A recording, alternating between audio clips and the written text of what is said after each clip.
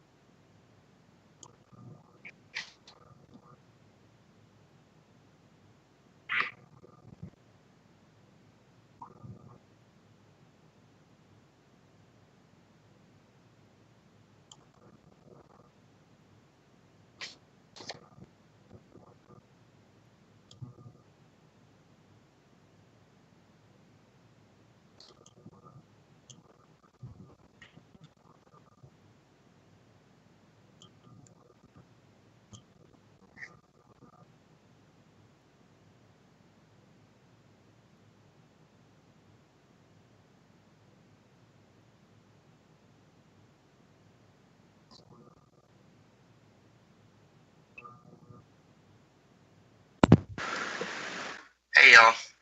Hello. Hello, hello. Welcome to Reboot Scrambling. You got time. Uh-oh. Yo, Nick. What up? What up? Hello, hello. Oh, TR-17's alive. Uh-oh. It's turned again. Oh. I knew we shouldn't have trusted a traitor.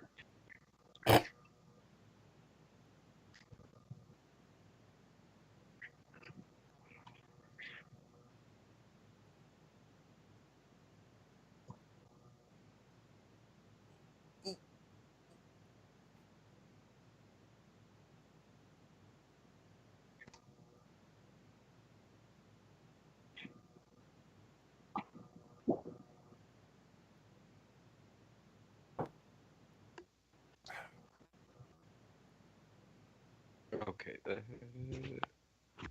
should be better. All right, I got everything going now. Sweet.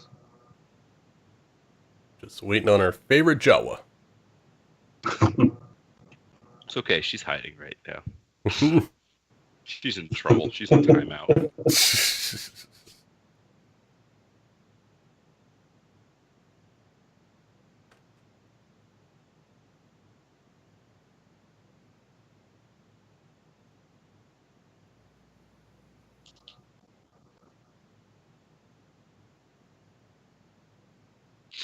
Oh, Amic's about to go make some bodies turn cold.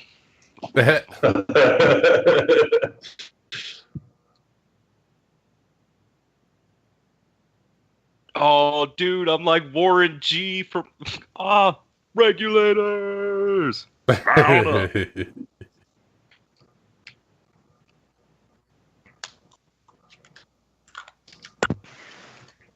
I've got one key point left. You don't got 6 in the clip and 1 in the hold. Amic, Ordo, and Volk about to make some bodies turn cold. Spit it. Well, you may find yourself wondering, was that 5 key points I spent, or 6? Well, do you feel lucky, punk? Yeah.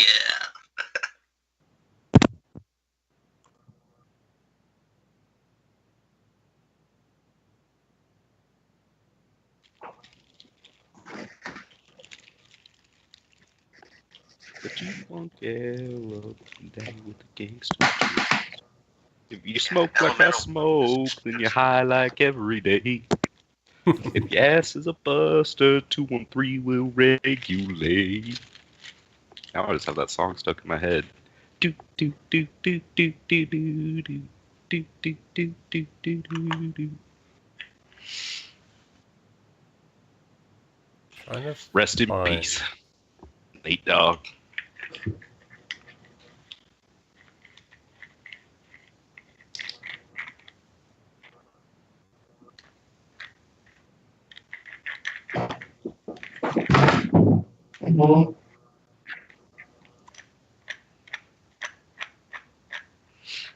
I was telling Ryan, like when I'm doing my characters, I always ask myself what kind of genre of music my characters listen to. That's a And good motivator. oh yeah, it's great, especially like like when you're writing the backstory or like like when you're getting yourself ready for the game or whatever. So Amick listens to gangster rap, like just straight up. And then, but his on his soft side, he likes to listen to Lana Del Rey because he's got an emotional side to him. Haven't seen that yet. Nope. There though. We'll unlock it one of these days. Because unlike Vol, like I have a bond, and it's sad.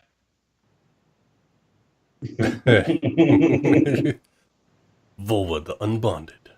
Unbonded. Like My bar's on Vola, my hand.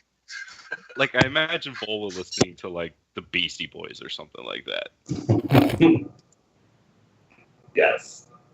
Or maybe like actually I strike that. Vola I picture listening to like hick country music. Ding, ding, ding, ding, ding, ding. He's like a truck driver in my head. He's He an listens evil to truck both driver. countries. Yeah, he listens to Red Dirt and Texas Country. See, I don't even know the difference between those two. There is difference. You have to dig deep. Yep. See, I think I hit the nail on the head. I found Ted's sweet spot. I'm a cultured redneck. Culture. Alright, where the hell was that thing? This is a problem using Skathos. random tables. Skathos is probably listening to like some classical music. I was thinking probably like some techno kind of stuff you can hear in the Dubstep.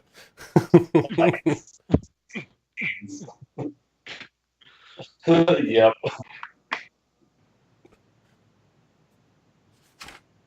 Yes, the Twi'leks Gone Wild channel on the background.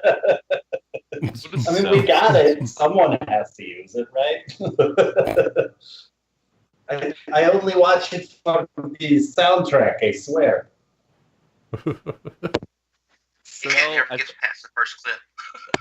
I picture Cell listening to like 70s music, like Creedence Clearwater, like up in her, cubby, like she's tucked away from everything, and she's got, some of that old, like 70s music on the radio. Yeah, I see that. Nah, she's Found gonna an 8-track at some point. Yeah, So she has exactly. her own little awesome. She's got like weird devices to play like records and cassette player, 8-track. Like I see her being that kind of like person. Nothing purchased, all stolen. Exactly. Mhm. Yeah, she hits up like used record stores and just steals shit. Like she doesn't listen to any top 40 stuff because you can't steal that. Yeah, she found an old link to LimeWire. No, she's totally one of those people that puts a cassette in the player and hits record when the radio station's on. Oh yeah, dude.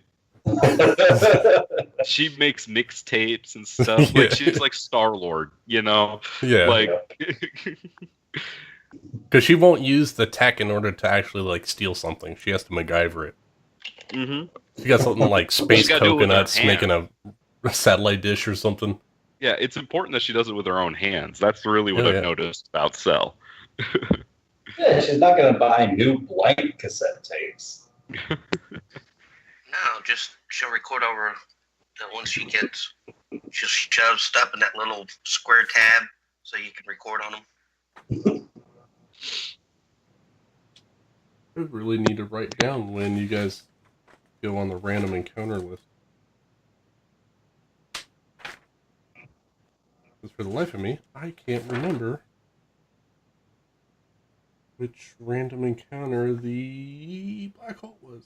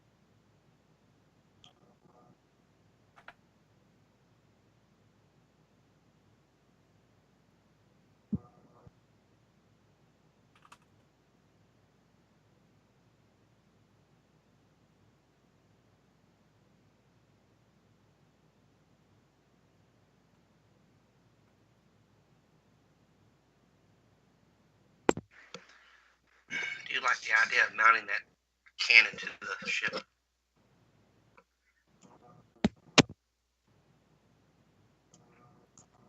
Keep thinking it's in this. Like they did on Firefly? Strap a harpoon onto the front. Big old ballistic. They did that to get through Reaver space, though. They didn't do it for the functionality of it. But they used it too, didn't they? Yeah, they used it. Yeah, Jane used it, but they did that just to get attention. It didn't actually like shoot anything out of the sky. No, they did it for self-defense. They strapped No. the bodies and painted it all up to look like a Reaver ship. Yeah, they used the gun to like get their attention, so the Reavers would start chasing them, so that they could ram the Reavers into all the Alliance ships, so they could get down to the dude's base or whatever, so they could get out the message. Yeah, that was epic.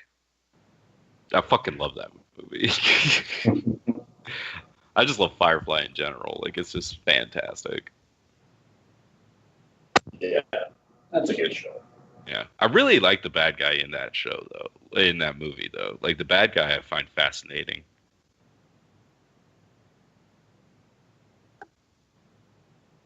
I actually based I based a lot of Gorneo off of him. Oh yeah. Mm-hmm. Gorneo was not a good dude, No. but he did, good things to kind of hopefully redeem himself.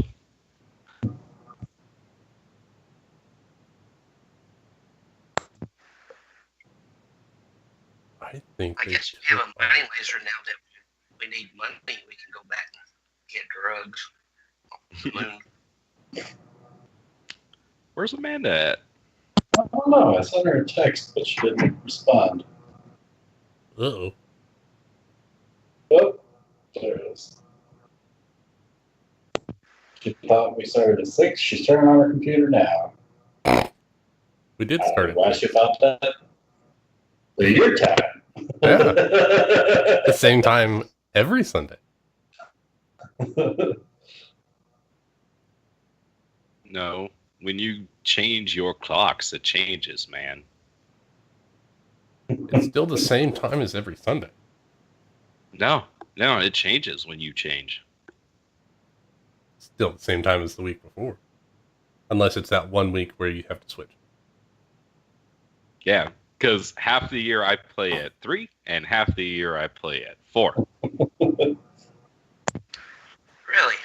Yeah, because I don't change. You fuckers change. Oh, yeah, you're Arizona, y'all. The rebels.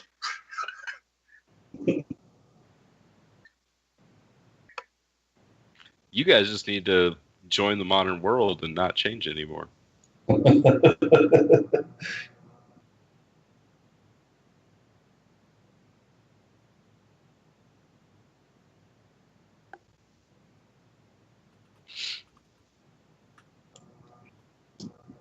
We have our favorite viewer, Purple Chicken, in the chat.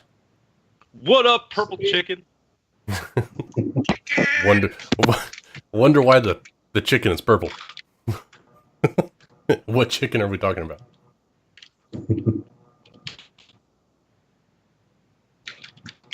Oh, I'm thinking that my random encounter page got modified and that random encounter is no longer on it, which isn't bueno. That means we won, right? Counts as a victory. Oh, no. Lucas, have you checked out any of the Pathfinder 2 playtest material? I briefly looked over races and feats, basically character creation stuff. Didn't delve too much into the rules yet. Well, I mean, that's the most interesting part. Is the races are called ancestries, so that you don't actually like pick a race, and then they split up the feats. So you actually have skill feats, class feats, general feats, and like Ancestry it's feats. yeah, everything's super split up, so you don't just like, oh, you're a fighter, 6th level, pick a feat. It's no, at 6th level you get a skill feat, at 5th level you get a class feat, and it's very customizable that way. It's interesting. I think that's very helpful for new players, because if you come into Pathfinder 1 and you go in and you're like, oh, I'm a human fighter and I get 3 combat feats and 2 general feats and like 1 of these other feats, and it's like, but they're all in one list. So I mean, funny thing is, I forgot how much I kind of miss this stuff. Like, it's just like there's so many options. I love it. So yeah, I was, that my first game of Pathfinder, I was told to be a level 3 human fighter because he wanted everyone to be human fighters to start with, and that was the most confusing thing I've ever started with. I love the fighter class. It's seriously my favorite in any RPG. I like my first Pathfinder character was a fighter, and I played him he's a dwarf fighter, and I played him up to 14th level, and he was a crit build. Like, I had this hammer that had a ×4 crit modifier on it. Like, it was fucking gnarly, man. Like, if I crit, like, things just died. I like turned them to soup. I did notice that they put some character creation limits, like you cannot go above 18 at start. Yeah, but like the way you do your stats is everything starts from 10, and then you slowly add to them. So like you add for your race, and you add for your ancestry, you add for your class, and then you add a couple of other just general things, and it builds your stats that way. So you don't actually get just like that standard stat array. You can really customize your point buy a little bit, which is it's interesting. Like I like it. It's not for the faint of heart. Like, it's not like 5th edition where it's just like, oh, I'm just gonna throw together a character. Nah, like you actually have to put some thought into it, which is interesting. I haven't checked out the spells yet, really. Oh yeah, I haven't gotten anywhere in the spells. Why is she calling? No, I'm not going to answer the Misthaven call. No. You're in a different game, my friend. Oh shit, they're on the phone. So I noticed that our friendly neighborhood Ben has been playing World of Warcraft. Yeah, the new expansion dropped. Everyone's playing it. Oh yeah, I am. I'm not. I'm not gonna open that addiction again. Oh, there she is. I'm here. I'm sorry. I thought we started in an hour for some reason. No. Jawas. I've been counting down all day. I'm like, just 6 o'clock, get here. I'm ready for 6 o'clock. And I'm like, it's 5 o'clock. And Ryan's like, hey, you ready for D&D? And I'm like, there's a call starting. I'm like, wait a second. I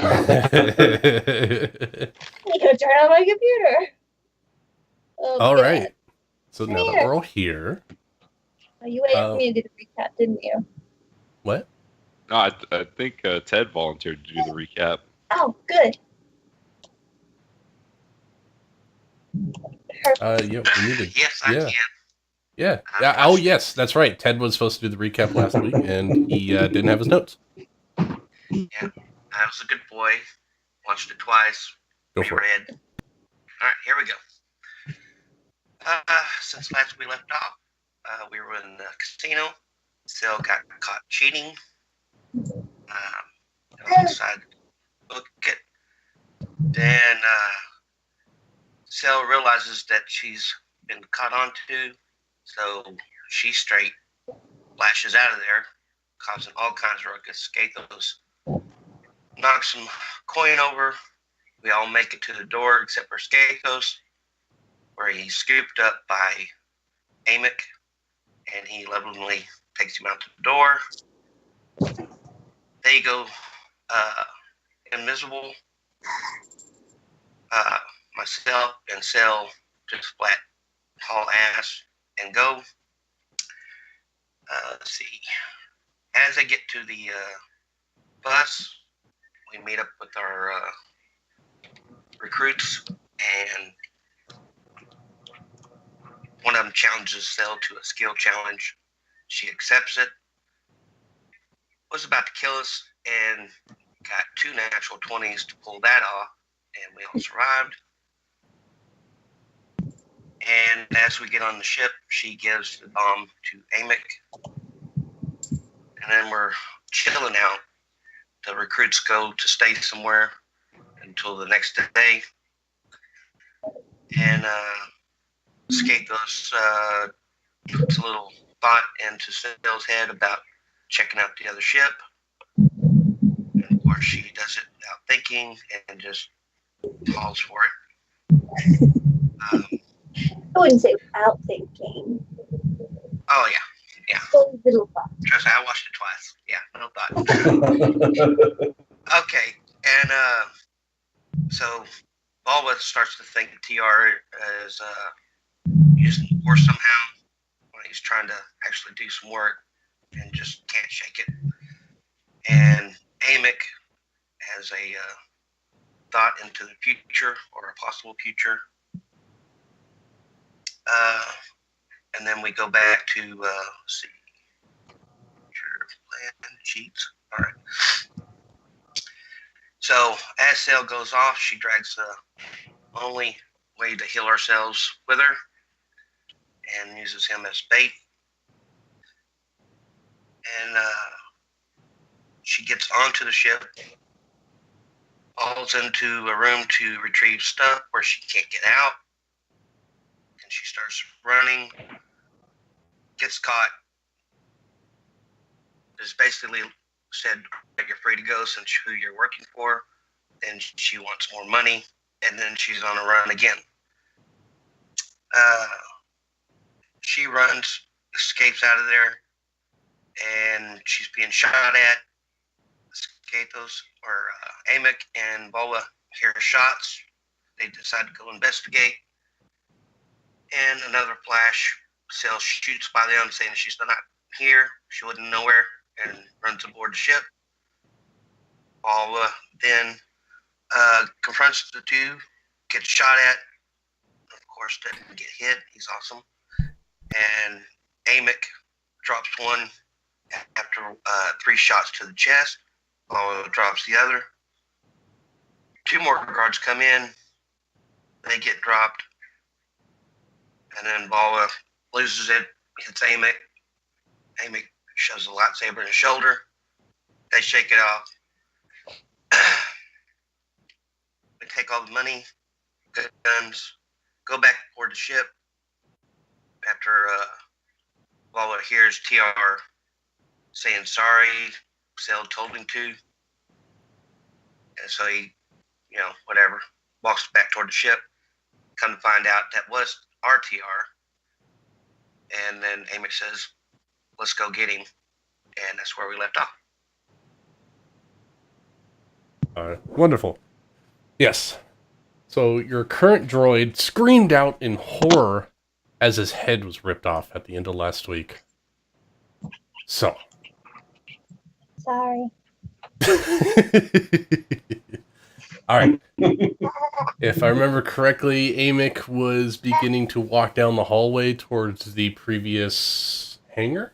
That's the plan. That's the plan.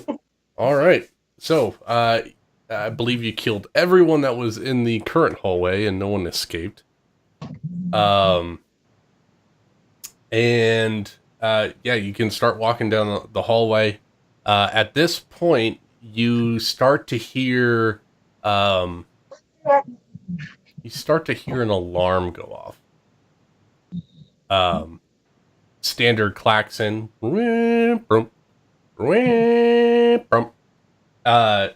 And you're thinking maybe, someone thinks that there's an attack in the hangars.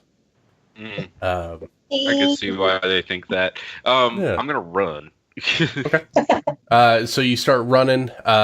You go 2 bays over. Volwa, are you in chase?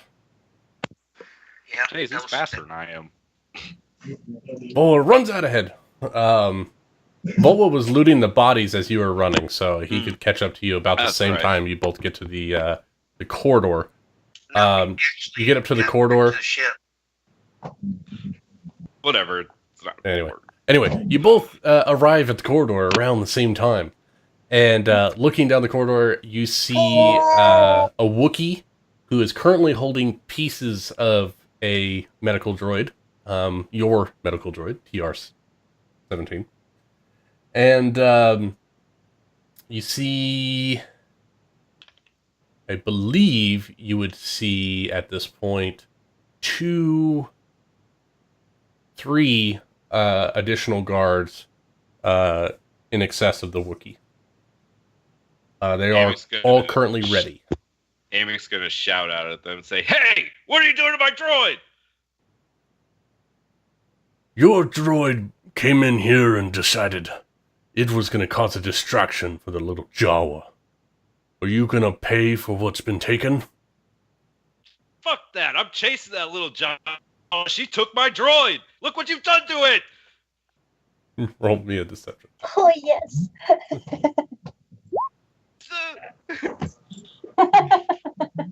Right. The whole time he's like shouting, he's just using it as a distraction to walk closer. Okay, yeah, so you're getting in closer. You're about 15 or so feet away from the Wookiee. I think the Wookiee would be the furthest down the tunnel at this point. The other 3 are standing closer to the ship. They say, well, we don't believe you. The Wookiee just growls. And he just throws TR-17 on the ground, and he pulls out from his side a very large bowcaster, and he is not taking aim, but it's at the ready. And the other 3 guards do the same. They're more aggressive stances from them, guns drawn. And they say, so you say that the Jawa's not with you, and this was your droid, even though they came together. Yeah, she reprogrammed it or something. Right. Well, why don't you stay here and we'll wait for the station guards to come out and figure all this out. Bull was right behind me, right? He hasn't stepped out. Oh yeah, yet. I'm just waiting for it Okay. to drop. And it's 2 against 4. Yeah. I'll take those odds. He's gonna just unload on the Wookiee. Okay. On solo style, like talking and walking, and then start shooting. Let's do a quick dex check to see who gets a shot first. So, straight dex roll. 23. Well, you beat him. He had a 19. So you can get your shots off first. So who are you shooting? There's 2 Zabraks, a human, The Wookiee and a Wookiee. Closest to me, right? The Wookiee's closest to you. Yeah, he's gonna shoot the Wookiee. Shoot the Wookiee. Damn it, son. He is not allowed to have my dry erase.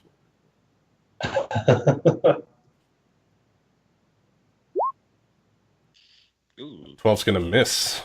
Oh, wait. the heavy repeater. Oops, that was the wrong one. He's using both of his blasters. Oh, your hand blaster. Anyways, still gonna miss. So how about a 22? A 22 will hit. How about a 27? Yeah, those will hit. Did I use my action surge in the last fight? Yeah, I believe I you did, right? Yeah. Okay. Yeah. Yep. So that's the end of my turn. Actually, Right. if I have movement, he'll close the distance between him and the Wookiee. Yeah, at this point you would have. I wouldn't do that. Because I'm a sharpshooter and a crossbow expert, yeah, so he I can don't shoot get close disadvantage range. from that, but he does. Let me just set up my little damage chart here. And you did a total of 18 points of damage. 10 of it acid. Oh, ouchies. You see the singeing of fur, and the Wookiee's not happy, and he growls. I growl back at him. Yeah. All right, I need some initiative. So let me clear this out real quick. All right, let's get some new initiative, please.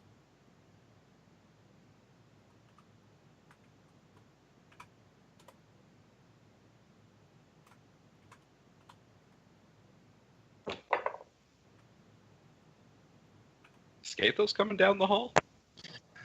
I figured hearing these alarms now blaring, Skathos is going to start prepping the ship for takeoff. That's probably the call.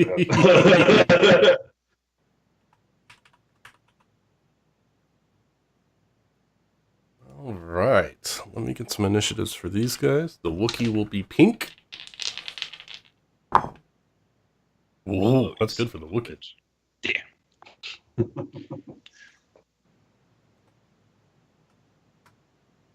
And, Is he by any chance a nerf herder?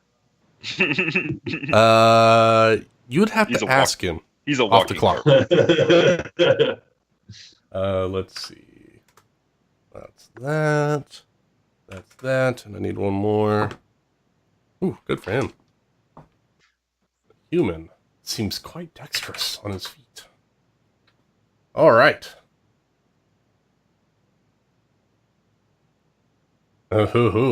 So, let's see. Do I have a Tatooine map to put you guys on? I don't think I did that, did I? Oh, yeah, I did. Aha, come over here. Put you guys on the Tatooine slums map.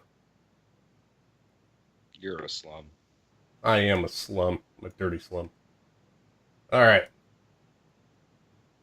So, you guys are in the corridor. The Wookiee comes up right next to you, and he is going to do a patented Wookiee maneuver in an attempt to rip your arms off. I need you to make an opposed athletics check, please. Or acrobatics, whatever you feel better. 22. He got... that beats his 15. So he goes to grab you to pull your arms off, and he does not succeed. That is what the Wookiee has for this turn. The human, on the other hand, is going to lay his beam rifle. What is this, Gundam? He's going to lay his blaster rifle out and take a shot at the old vulva. He might even take 2 shots. We'll see. Natural 2. That's not going to work. Natural 3. That ain't going to work either. So, this guy must have went to Stormtrooper training because he can't hit shit. Skathos. Your turn. You know, I'm just throwing this out there. Normally we use that term when we're talking about like D&D stuff, like, you know, in the fantasy setting. It actually, those exist in this setting. I don't know if we can actually use that term. What's that? Stormtroopers. These are Sith troopers. They're not stormtroopers. And even so, terrible lame. He must have got some dirt in his eye or something. What does the snake man do?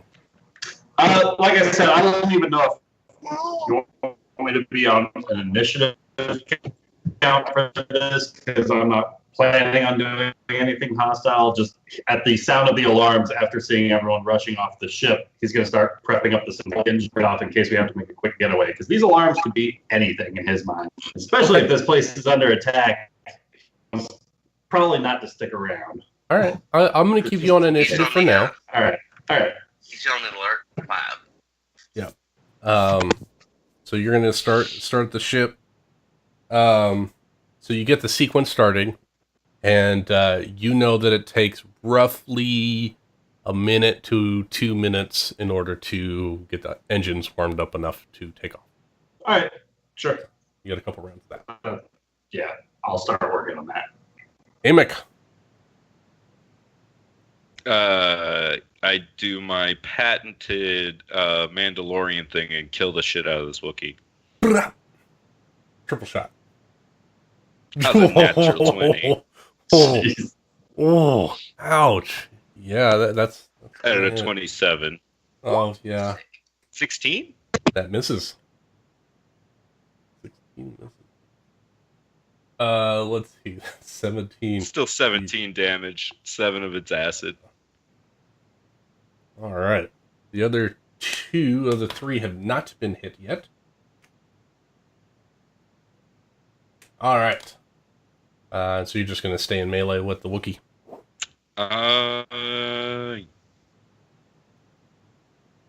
Did he drop the robot when he tried to rip my arms off? He dropped the robot and pulled up his blaster before you took your shot. So how much of the robot's sitting in front of me? Essentially, it's the whole body and the head is separate. Where's the head at? Maybe 10 feet away. Kind of roll a little bit. Could I pick up the body, go get the head, and start moving back towards Volwa and provoke from the Wookiee? Yep. Cool. I'm doing that. All right. So the Wookiee is gonna, he's still got his hands out, so he's gonna. I'm gonna do old Pink here. Let's see how old Pink does. I need you to make an athletics or acrobatics check, please. 18. He got a 20 total, so he grapples you. Can he do that as a reaction? I don't know. It sounded cool. He's got long arms. Because attack of opportunity, you actually have to make an attack, right? You can't. It's just is it a weapon attack or a melee attack? I don't think I've ever. Where's my PHB? I don't know. I want to know this because I have other characters I might be able to do this. Where the fuck did I put all my D&D books? Oh, here it is. If not, he's gonna punch it.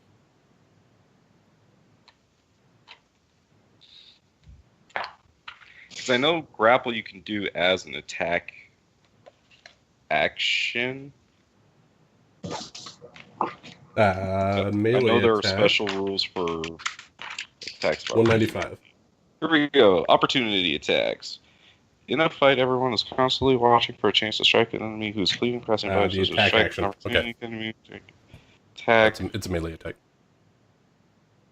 Make one melee attack. That's fine. Okay. So no, he can't grapple you. Does a 20 hit your AC? Yeah. Okay.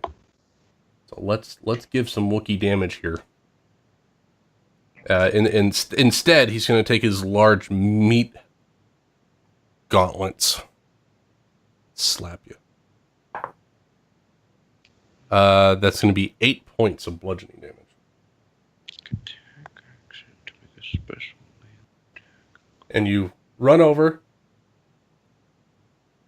Do you grab the head first or the body first? Body first, Ooh. and then the head. Volwa ain't the only ninja. Gotta fly out of the air. Alright, so body first? Because it's right in front of me. That's going to be half movement, carrying the body. That's why I was asking if you wanted to grab the head first. Yeah, no, yeah, I know. Okay. So you get 10 feet away, and that's 20 feet, so you can get back into melee with the Wookiee. With Oh 30 no, feet I of want to movement. start moving towards Volwa. So grab the body, move towards the head, move towards Volwa, like 5 feet. Right. The head would be further into the hangar. Oh. So it's the same thing. You can go grab the Whatever. head, Yeah. grab the body, and get maybe 5 feet away or whatever. 5 feet away from the Wookiee. Yeah. Okay. So that's Amix. Volwa, you are up, my friend.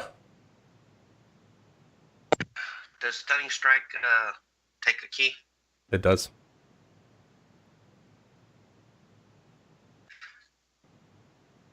All right, I'll spend my last key point and try to stun the Wookiee. You need to hit first. All right.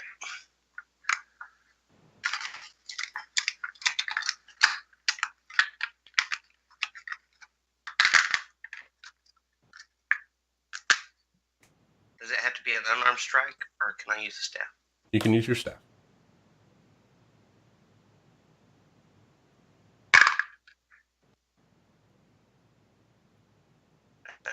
14. That misses. First one. All right. Second one. 22. That hits. Roll damage. All right. 1d8 plus 5. So 10, and I get a plus 1d4 for my change of hate that I didn't realize. For unarmed strike, right? That was a staff strike. That's right. Only unarmed. Okay. So 10 total. And I'll use the key point for stunning. All right. And what's the DC for your stun? Is it the same as spell? Yeah. 13.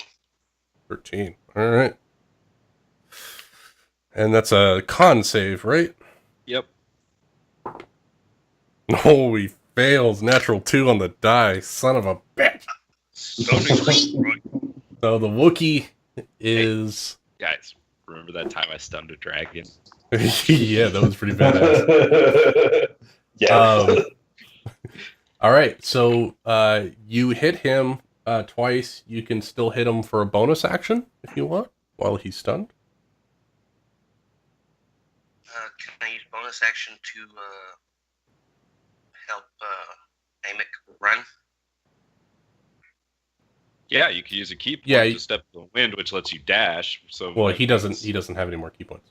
Yeah, that was last one. I would say as an action, you can attempt to pick up like the legs of the robot, so that way you guys can both move at 30 feet per round. But you do not have an action to do so.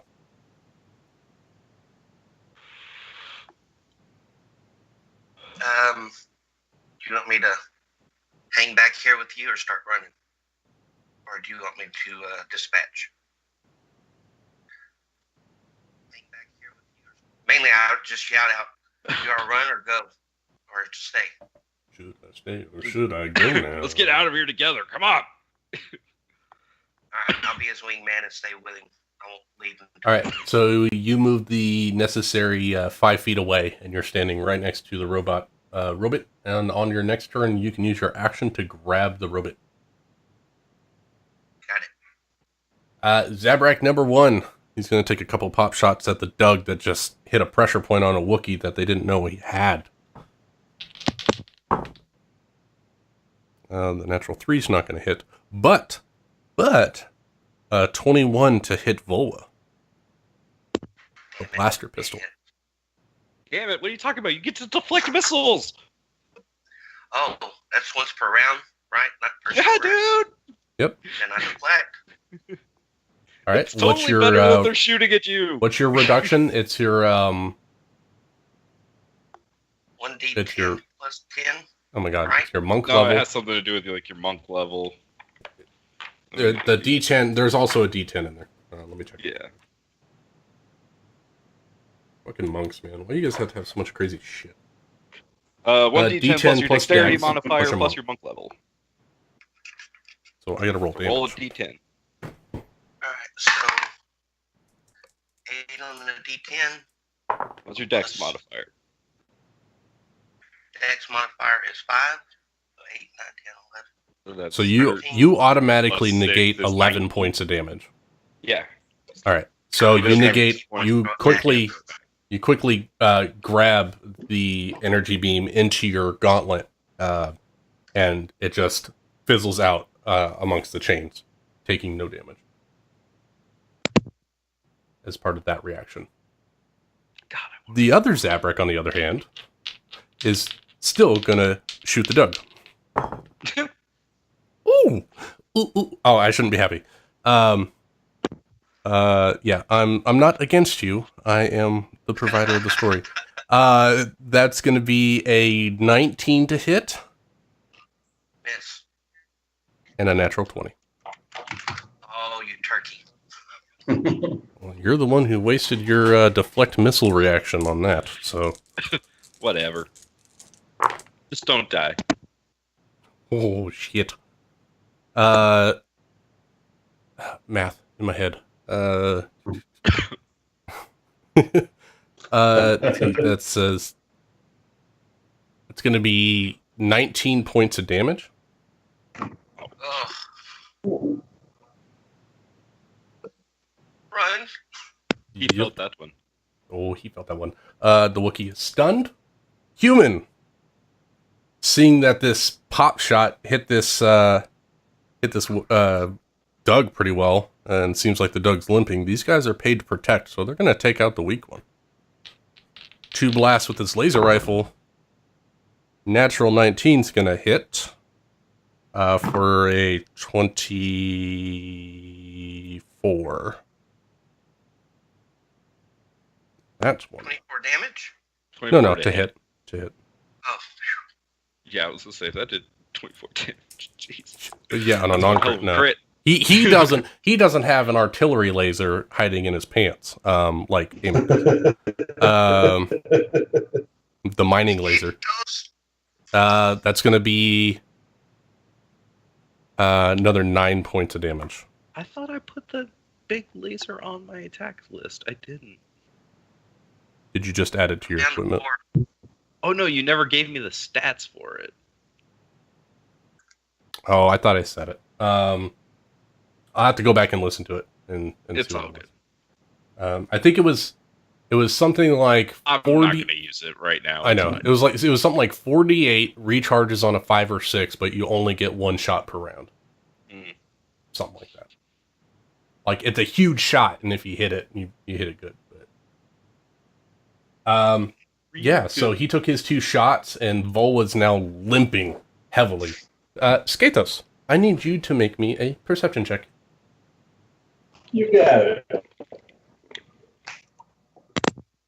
Natural 20. Yeah. You hear the pitter-patter of footsteps coming on board. And you think that there's 3 sets of them? Can I join initiative then if there's something going on board? Yes, 'Cause I'm a rat hole. please give me some initiative. And roll me a perception as well. Perception. 7. You can't hear over the sound of your heartbeat in your chest as you're frightened for your life. It's all your fault. Skathos, on the other hand, you do hear those 3 sets of footsteps. But only 2 people left your ship. Right. So I'm going to look over to my little tablet data pad and open up the camera view from Simon, who is kind of nearby the entryway. Okay. To see if I can, effectively going through his sights to see if these guys look hostile, like weapons drawn, searching for stuff, or if these guys look possibly friendly. Oh, they look friendly. They look friendly in the fact that there's a human, a Twi'lek, and an Ithorian walking on your ship. Oh, thank God. All right. Yeah, whatever. That's good enough for me. I'll take it. I'm not happy, but I'll take it. They do have the human has a blaster drawn. The Twi'lek has 2 curved daggers, and the Ithorian seems to be not carrying anything. His name is Joe? Joe was the human. Yeah. Okay. Yeah, Mejon, the Twi'lek, and Toucan, the Ithorian. And you see them walking upon the ship. All right. So Scathos is going to cloak himself with invisibility. On the bridge. And and effectively continue his startup process, but if they get closer, he'll stop, effectively. Okay, so basically try and listen in. You turned on the old block heater and let the engine start running. Basically, all you have to do is either unplug a wire or flip the like the master on switch off. Right. Effectively, kind of like mid-process, I'll just stop to see if these guys are like trying to hijack the ship or to get a better idea of why they got on board, kind Beautiful. of a thing.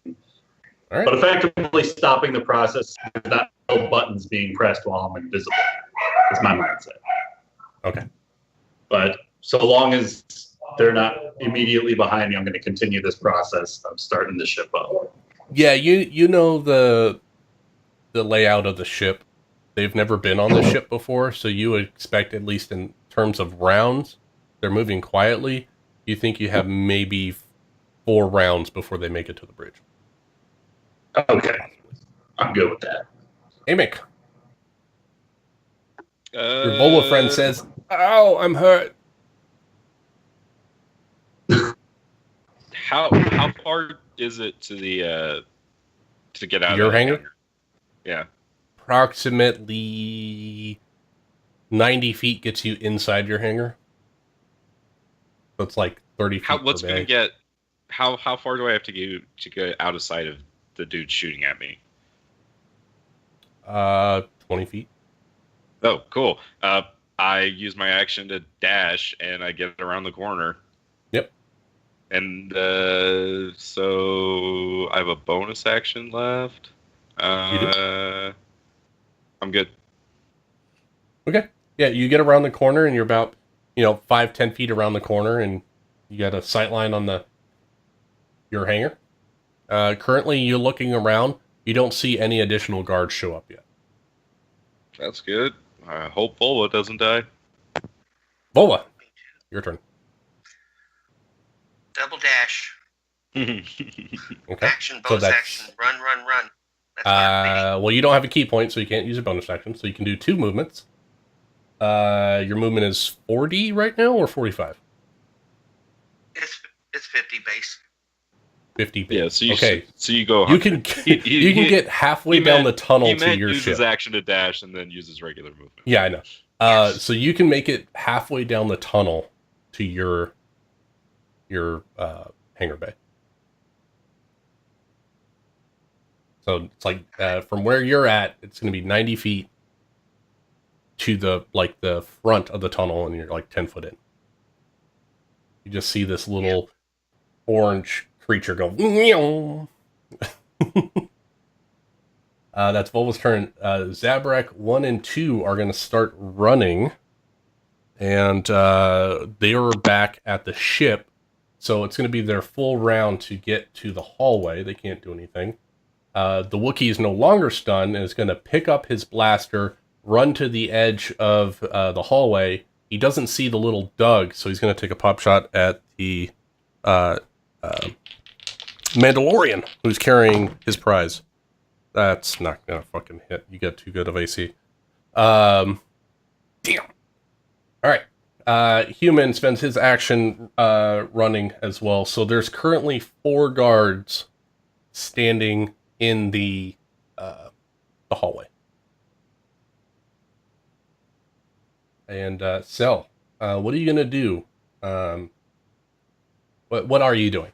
You don't really hear anything.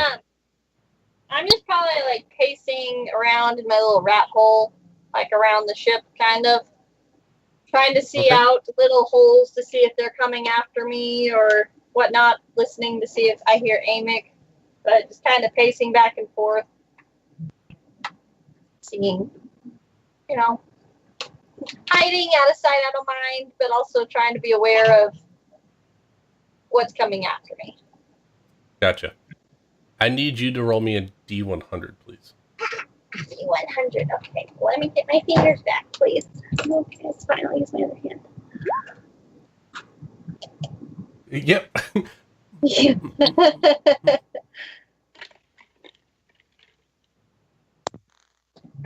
I'm sweating again. How do you roll a D100 on here? /R 1D100. Or if you go to the advanced roller, there's a D100 in there. I can see that. Do the drop down. Advanced. Okay, yeah, that would make sense. Like, there you 11. 11. I could have rolled a D20. So you look outside. You're walking around and you walk past one of your wonderful little orbs that's in the ship, and it starts to project an image in front of you. And what you see is that there are several medics attending to individuals in a land speeder accident involving 3 vehicles. 2 victims deceased, and an argument ensues over who's at fault. Oh, this is very interesting. So that's your fun little. Thankfully, nothing of note comes of that, but you might come across someone who is recently injured in a vehicle accident. Skathos, Right. what are you doing?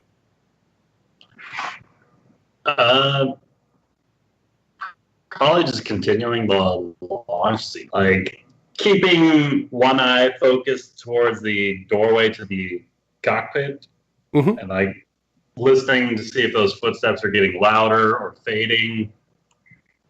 But otherwise, kind of like that might be another problem, but we have a bigger issue going on right now. Yeah, you don't even know what's going on outside. You just hear blasters going off. So they could be here for any number of reasons. And for that matter, you wouldn't have heard the blasters going off. Right. I think I missed the roll for the blasters, but I heard those alarms start blaring. Yes, you heard the alarms going off, but you don't know the immediate threat that is currently chasing you. Okay, so you're still just basically holding until something happens. Right. Gotcha. Amick. How far is it to our hangar? You're approximately 80 feet from the hangar.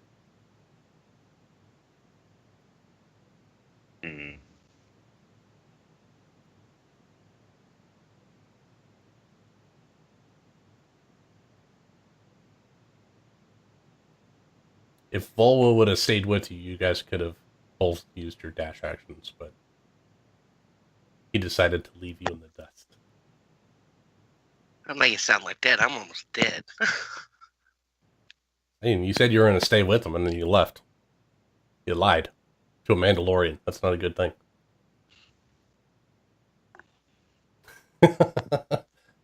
I'm evil? What does Amick do? That's true.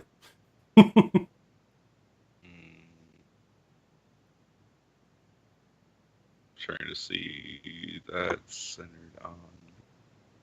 Amick's going to use his action and his movement to get 30 feet down the hallway. Okay. That's so that puts you on the far side of the second hangar. Yep.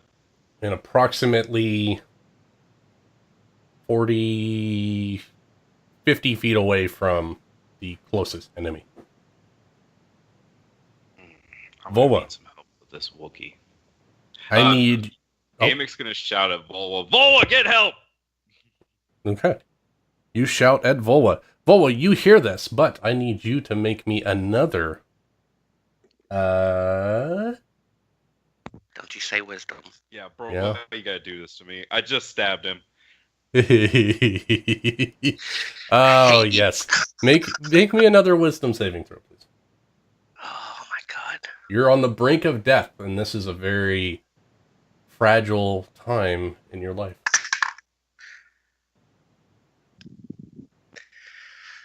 That's my wisdom. 8. 8 total? Yeah. All right. You see red in your eyes. Why you do this? So, I hate rolling characters. well, chains of hate. They're nasty.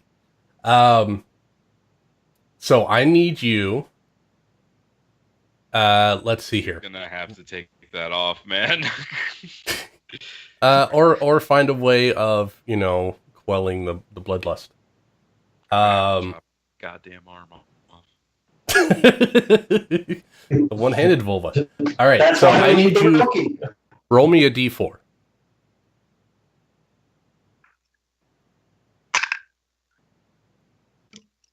2. 2. Okay. That means you take the dash action, and since you don't have any current targets, you continue running to the ship as a dash. Oh no, you're gonna attack Joe. So you run up son of a 100 bitch. feet, and you run directly into the party of 3 upon the ship. And that's your turn. And we'll see what happens on someone else's turn. Between Zabrak. you and Cell, this is not worth it. Yes. All right. So you are 50 feet away. The Zabrak, actually all 4 of them are going to run 30 feet. So they are all within 20 feet of you, Amick, and all 4 of them are going to take shots at you. Bring it on, motherfuckers. So I need to get some more d20s. Hit me with your best shot. Ah! Ah! Right? I feel nauseous. That's right. Let's see. That's not gonna hit. That might hit. That might hit. That might hit. That might hit. All right. Let's see. The lowest of the 2 of all of them is a 19. I'm gonna use the shield spell as a reaction, so my AC is 20 motherfucking 4. 24. Good to know. So, Nice. the natural 17 is going to miss. That's a 23. I have an 18 and 19, which is a 24, which meets it, beats it, and a 19, which is a 25. So only 2 shots out of 8 hit you. Ugh. All of them were leveling blasters on you. I need to put these aside. Which is actually pretty good. And let's see. The 2 that hit you were blaster pistols. Actually, the Zabraks were the ones that hit you. Really low on the damage. That sucks. So for 2 blaster bolts, that's going to be 16 points of damage.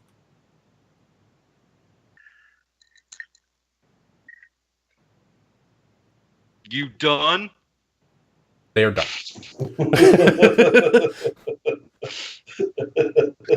This cat and mouse game. Cell, I need you to roll me another perception check, please. You do not know what's going on within your ship. On this orb video. Yeah. This orb seems to have somehow found the HoloCast net, or the HoloNet cast of what is equivalent to like Fox News. That's it. Oh god. Skathos, you're still waiting. You actually do hear the footsteps with your passive. You think that they are somewhere near the medical bay. And then you hear as a barreling bullet of a Doug runs into a pile of people. Amick. Amic's gonna use his movement and his action to dash. Okay. Getting 30 feet down the hallway. 30 feet down the hallway gets you 10 feet into your tunnel. Oh, sweet. So I'm around the corner? You're around the corner. Oh, legit. He's gonna actually kind of duck, like, instead of going like straight towards the ship, he's going to strafe along the inside of the bank wall. Okay. Try to kind of give him the slip, because they're gonna be looking towards the ship, and then he's gonna shout out, Skathos, get out here! Okay. On his turn, he can roll a perception check. Yeah. All right, and so I still got like 58 health, so I'm not going to stim or anything. Yep, end of turn. okay. So you know that if they're going at their current pace, that they're not gonna even catch up to you in the tunnel. But you assume since they can't see you, that they're going to continue running, and they might catch up to you. Yeah, that's what I'm saying. Okay. I am a fucking soldier. I know tactics, bitch. Yeah, I know. Vola, you were still in bloodlust until you have relieved someone of blood. You are still lusting. Kill yourself. For that red juice. So I mean, don't do that, but do that. 1 to 2 is going to be Toucan. 2 to 4, 3 to 4 is Joe, and 5 to 6 is the Twi'lek. I need you to attack the Twi'lek, please. All right. Man, you guys just cannot go to a planet without causing trouble. That's going to be a 22. Jeez. Yep, that hits her AC. All right. 1d8 plus 5. This is going to be unarmed. This is going to be an unarmed strike. I should have Okay, good. mentioned that. Thank God. So that's 1d6. So let me reroll. Plus a D4. Yeah, plus a d4. Ugh. 5. You don't want to be doing damage. You want low damage. Oh, I do. 6 total. Okay. Feel nauseous. Yeah, and actually, once you throw the punch and you have drawn blood, you instantly feel sated and your vision clears. And you are currently punching people you just hired. Is there any statements you want to make before it's their turn? Wait, oh my God, I'm sorry. I didn't realize it was you. We're being chased. Nice save. Please, look out the door. Protect our friend. Amick is running back. Roll me a persuasion at disadvantage. He's not lying. Persuasion at disadvantage. Because you did He just didn't punch know her in the who they butt. were. How about deception? Are you lying to her? Well, I mean, Maybe about the not knowing who you were part. all right, on Bloodlust, I would know who they were, but I wouldn't care, or I just wouldn't know. The act was uncontrollable, but you would have known who they were. Then it's deception. So, At disadvantage. Because you just punched her in the butt. in the butt. In the butt. That's all you can reach. Yeah, that's going to be 7. Okay. Let me just... Yeah, she's not buying it. I just hold my hands up. Yep.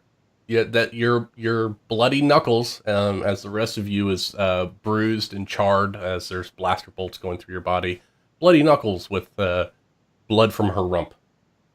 Zabrak 1 and 2, as well as the Wookiee and the human, are going to double move 60 feet, so they actually catch up with Amick.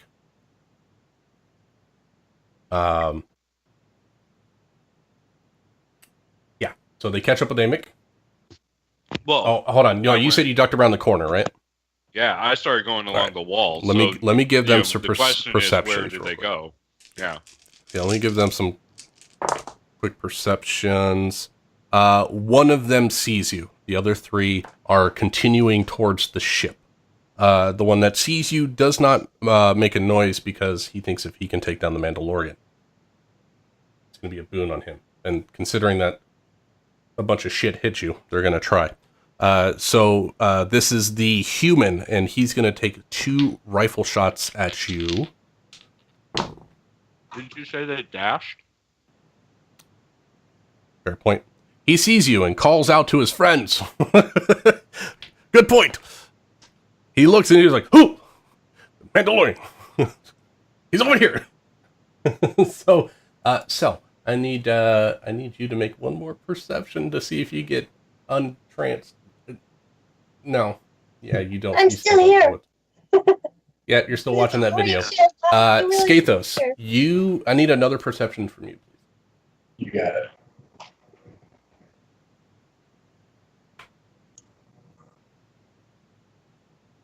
An 8.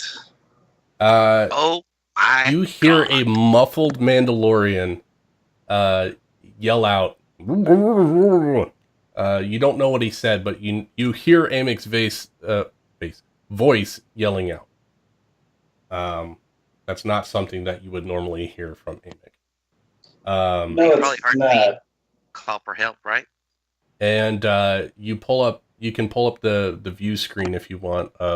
I'll give it to you since you're not doing I'd probably pop up the tablet to open up Simon and effectively send Simon out the ship to see if Simon can see what the heck's going on with Amek. Okay. As Simon is flying out, you see Volwa punch the party of 3, and just kind of quickly because it was looking. So you see where they're at now, and you come out and you see a Wookiee and 2 Zavraks running with blasters drawn, and one of them turning and pointing at the Mandalorian. Amek. Would Simon be able to fly up to any of them? Effectively, to get within touch range of any of them. Within touch range. What's his fly speed? I will check now. I'll be right back. Yeah.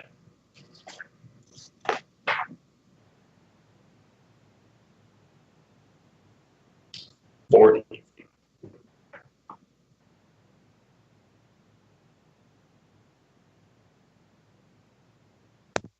That is a slow drone. Faster than your drone.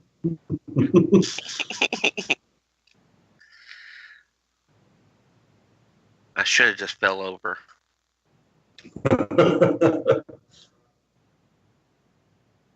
Ah.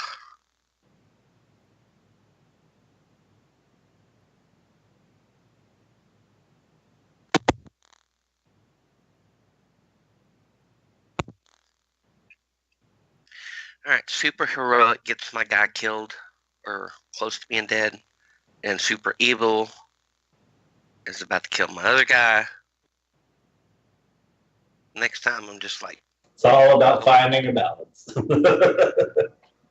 next time it's just totally neutral, you know.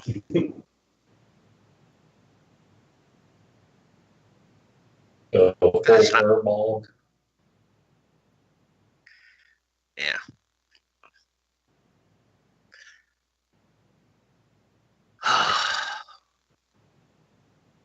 What's his fly speed? 40 feet.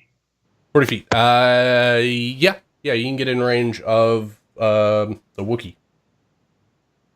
All right. So with that being the case, seeing these guys looking hostile towards my buddy Amek here, Simon's going to come flying up and attempt to shock. Sure, you don't want to kill Vola? I mean, you can go kill Vola right now.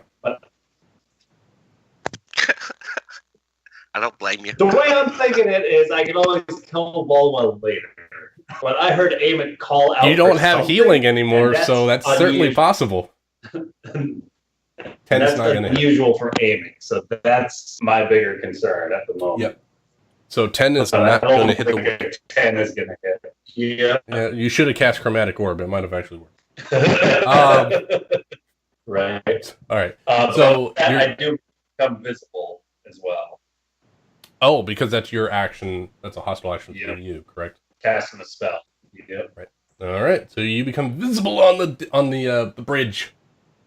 Amek, you have some distance on these guys, because you ducked around the corner, but you see all 4 of them, and At least one of them has called out and turned to you. Is the Wookiee looking pretty beat up? Yeah, you would classify him as at least bloodied. Hmm. At the very least, you would say he's roughed up. The problem is that the fur, his dark brown fur, is kind of hiding a lot of blood that's coming through. All right. What Amic's going to do is he's going to drop the droid's body, and he's going to pull out his pistols, and he's going to unload on the human. That's the one that's looking at him. That's right? the one that's looking. Yeah. Mm-hmm. He's going to unload on the human. Oh, yeah, that's gonna hit. Oh, you really don't like this human. Wow, 27 damage. All right. Yeah, and he looks very bloodied.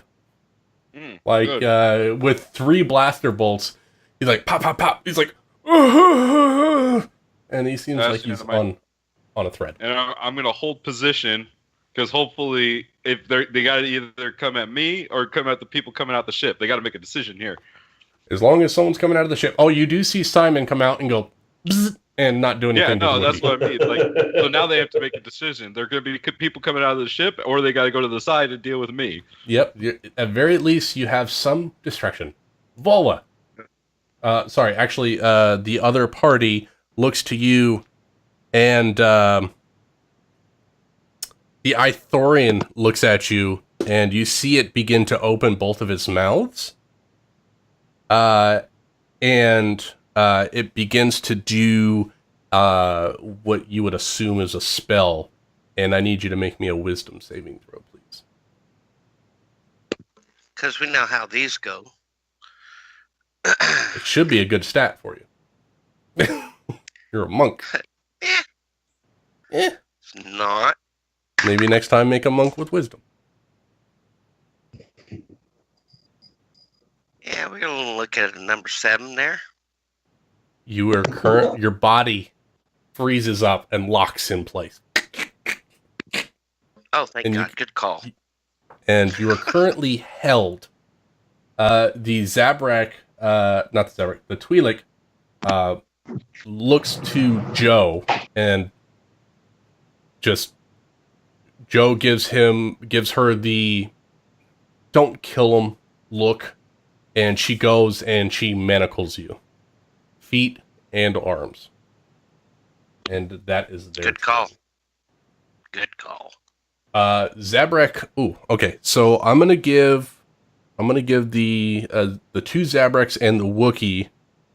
Each is gonna get a D4, and that'll determine what course of action they're taking. 1 and 2, they're going after individually are going after Amic. 3 and 4 in the ship. Let's see. Just one Zabrak sees Amic. The other 2 are darting into the ship. Oops.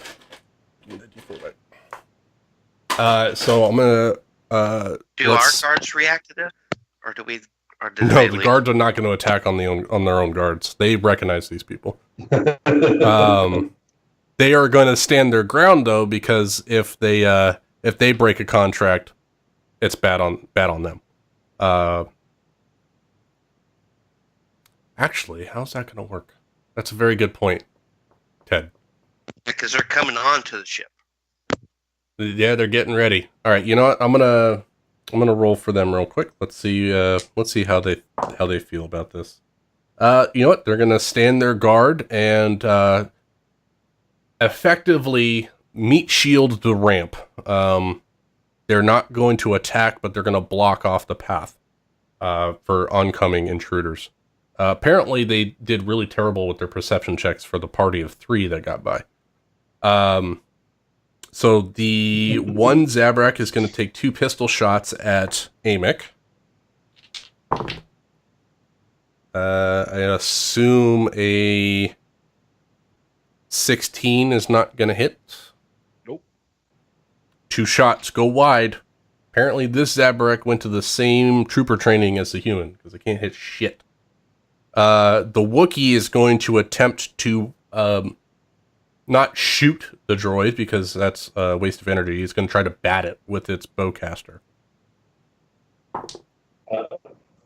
Yeah, it's really good, apparently. 23. This is going to be melee damage. I'm going to give it a D4 plus a strength mod. 8 points of damage. Old Simon. Ooh, Simon's looking rough.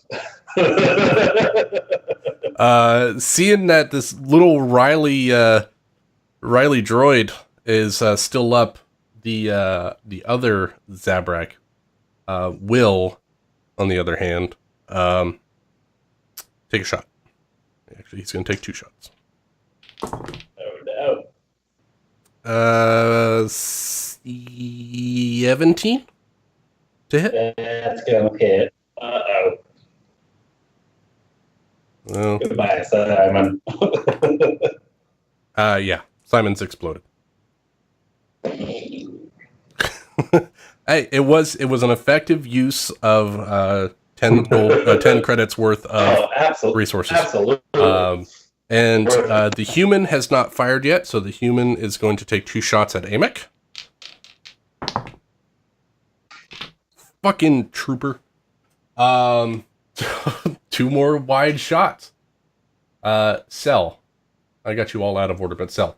I'm gonna say, for the sake of getting you to do something, you hear all the commotion that's going on everywhere. You run over to a vent and you see that Volwa is currently being held in place. You can tell because it barely looks like he's breathing.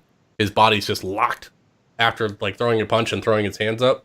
And you see that he's being manacled right now by the Twi'lek. And you hear blaster fire going on outside. What do you do? Can I climb out through the droid hole, my cell hole?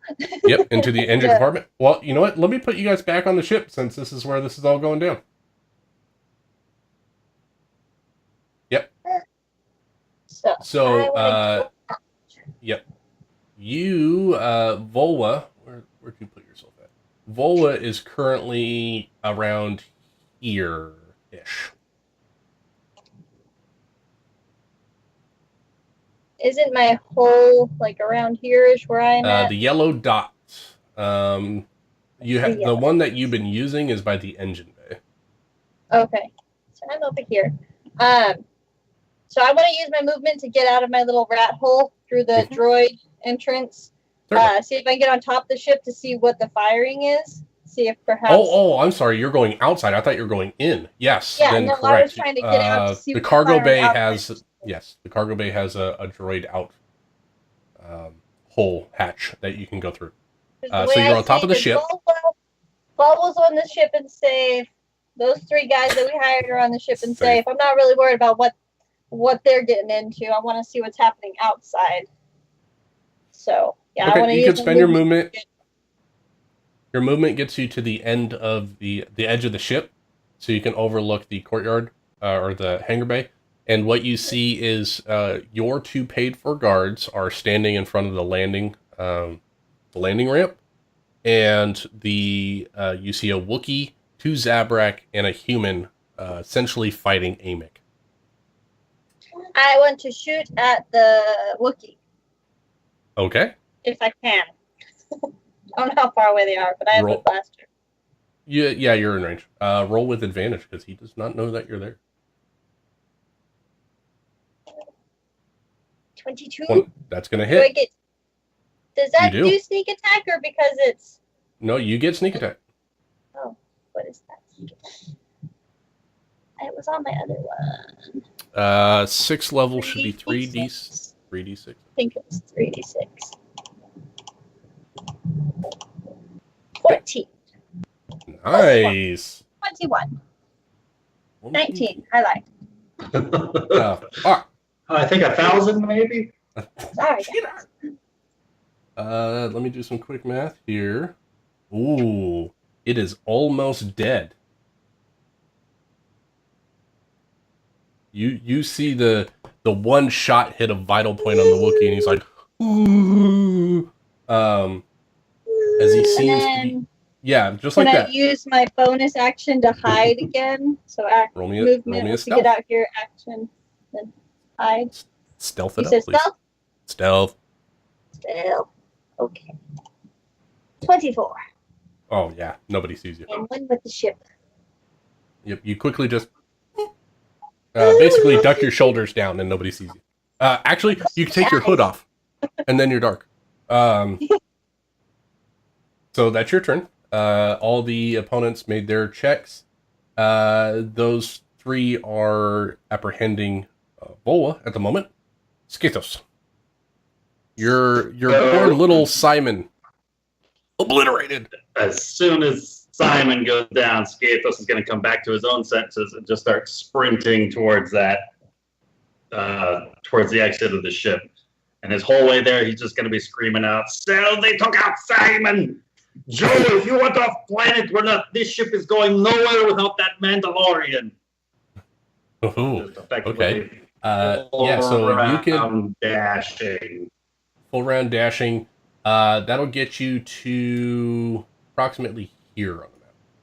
All right. So you can move yourself there. Or I can move you here. Yeah. So that gets you there. Make me a persuasion check, please. Got it. Natural 1. Well, this is the way I see it. He's off the ship, and we're on the ship. And that's what he says. Amick, you are currently staring down a battered Wookiee and 3 untouched mooks. Or actually, sorry, the human got almost like eviscerated by your last volley of blows. Couple things can happen. What do you do?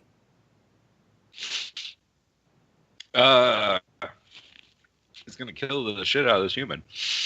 Okay. Let's start with 1 attack at a time. 9 damage. You kill him. Let's kill the shit out of this Wookiee. 1 attack at a time. 10 damage. You kill the Wookiee. Amick Cell almost killed him. If she would have rolled better on her blaster damage, she would have killed him. 2 left standing. Yeah, 2 untouched Zabraks. Well, let's 13. That's gonna miss. Still untouched, but Amick's gonna growl at him and say, "Get out of here, or you're next." Roll me an intimidate. 22. I did just kill 2 people. Yeah, you're just like, pew, pew. And the third one was a warning shot at the Zabrak's feet. And you see a little stain start to form in their pants. Vola, when you're held, do you get to redo your save? At the end of his turn. All right, Vola, give me I drew blood. No. This is different. This is your hold person. You're being spell held. I need a. Can I resist it? Can I just passively not do anything? Yeah, that's what you get to make a save. We're trying to see if you end the magic effect on you. Oh, okay. Essentially, you lose your turn, but you make your save at the end of it. All right. So. And Wisdom. what's save. my modifier? Wisdom. Same as your spell. Just 8. Oh. No, you're still held. Good to know. So you're currently still locked in place, but you feel your arms being pulled behind your back, and you're being laid on your face, and your feet are being pulled up, and it looks like they're going to chain the 2 together, so that way you cannot move. So the Bad Boy soundtrack is in the background. Yeah. There's a cameraman all up in your face. Excuse me. So the Zabrak 1 and 2, they say, "Hey, look, man, we're just doing our jobs. We are very sorry. We are going to go back to our ship, and we won't tell anybody that we did anything or you did anything or anything." Have a nice day. What? Have a nice day. Oh, have a nice day. Thank you. And you see the two of them double move out and around the corner. You don't quite know if they were telling the truth or not. Really but they are care. quite afraid of the plan on Mandalorian. sticking around to find out. Yep, you still have a minute and a half before the engines are fully ready to take off. Are we out of initiative, essentially? Depends on what Guard Skathos actually does. Let me do a quick morality check for these guys. Ooh. Ooh. Wow, if that's not the best morality check I've ever made, a natural 1 and a natural 20. You see Joe walk towards the exit ramp like he's going to go out and assist, but he actually hits the ramp button. Amick, you start to see the ramp rise, and the Zabrak drops what she was doing on the Doug and turn towards Skathos. Cell. Wow. Your current targets have fled. And you see... I see Amick coming towards the ship. Oh, Amick, you didn't use your movement. Would you have moved closer to the ship? Oh, yeah. Pick up the robot and move towards the ship. Okay. So, basically, you make it to the platform, and you see Joe walk up and hit the button. So that's about as far as you made it. So, you're basically just on the edge of this conundrum. So, you see Amick basically walk out of eyesight past the guards. He's basically standing in line with the guards underneath the ramp. Okay, I'm going to and you go hear back the ramp start to go up. I assume he got on board. I don't know otherwise. So I'm going to make my way into my droid hole, back into my cubby hole, and then I'm going to go and see what is going on with Volwa on board. All right. How much movement do you use? Like, what actions do you use? I'll use my movement and my action, and my bone. I mean, that should get me back there, I think. Triple move will get you.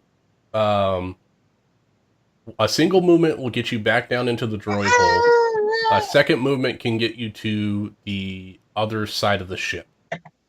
Okay, and then I want to use my bonus action still to hide because I did notice that he was tied up, so I'm curious as to what's going on. Roll me a stealth check. What's happening? 20. Good. So what you currently see is Volwa has been left on his side. Feet tied up, hands tied up. She didn't quite get the chains on, so you might be able to hop Volwa once you break free of this thing. And you see Joe, your friend Joe, possible new employer, walk over to the ramp and hit the ramp up button. You don't see Amick, you don't see TR-17, and you see the Twi'lek pull 2 daggers out and the Ithorian in a battle stance, and Skathos is kind of just overlooking down this hallway. And you believe, as of now, you have not been seen or heard. Skathos, what do you do? From where I'm standing, can I see that Joe hit the close button? You saw him walk towards the ramp, and you heard the ramp noise. So you would believe that he went and hit the button. All right. So You might have not actually seen it, but he had to go. He had to go down this stairway here, and then the ramp button is like over here. All right. So I will continue along with my movement effectively down this hall as far as I can get, knowing that last I saw Amy was still out there with at least 4 guys on him. Roll me a quick insight check, please. Sure thing. 15. 15. You see that the Twi'lek is looking at you with cold, dead eyes, with her blades drawn. Oh, And you see her eyes tracking you as you're moving. all right. So seeing her just kind of locking eyes with me, I'm going to look up towards the Athorian and command him to just drop, to effectively grovel. Okay. Go for prone. Onto the ground. All right. What's my DC? If DC is a 15, what is it? Clicked it, but it didn't want to pop up.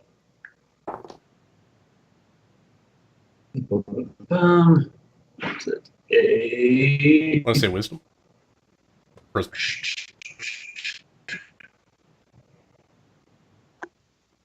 Wisdom save. Wisdom DC 15. save. All right. Meets it, beats it.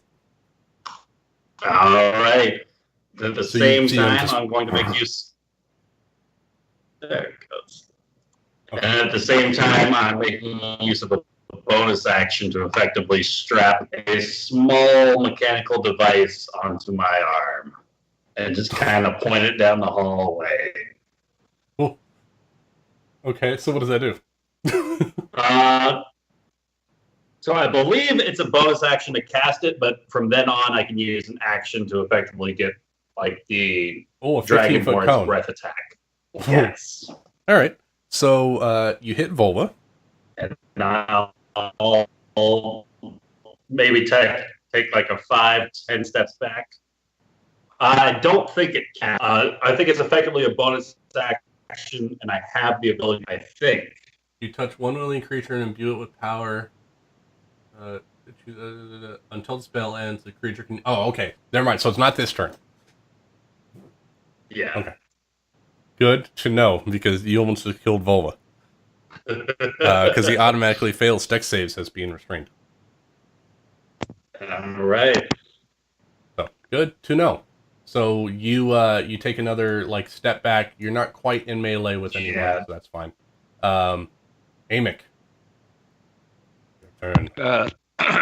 Amic's gonna take the robot and just chuck it up onto the ship, and then he's gonna climb up on the rising ramp.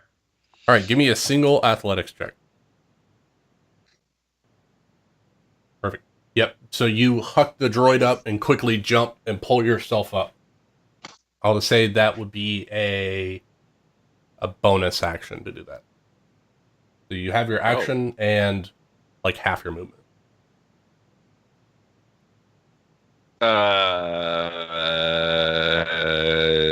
Can I reach Joe? So Joe is going to be right here. You can get up to basically, so you're coming up this stairway here. You can get to that spot there and see him down this small little corridor. And there's currently the Ithorian here and the Twi'lek up here, but you can't see them yet. So I'm here? Yep, that would be with your secondary movement, correct?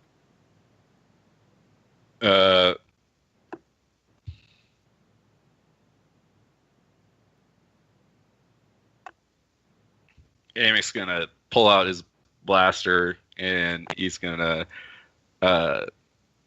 say, Joe, what are you doing on my ship? He says back to you, Well, the way I see it, that's not his voice. Southern voice. The way I see it, it's not your ship anymore. Oh, I shoot him. Twice. All right. Oh, yeah, that's good.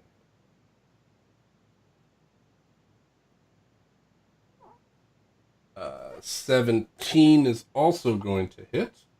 20 damage total. Jesus. 11 of its acid damage. Nice. All right. Don't fucking threaten a Mandalorian, man. These people No, need to learn. no, you don't. Let me get some new. Let me get some. Hold on. We're gonna keep the same initiative. Oh, I just need to and put some then- new health down. And then Amic's gonna growl at him and say, "Want to change your mind?" He doesn't give you. He just. You see him set his jaw. He's seen some shit. Although 20 damage is quite a hefty amount. And I need the Toucan Sam.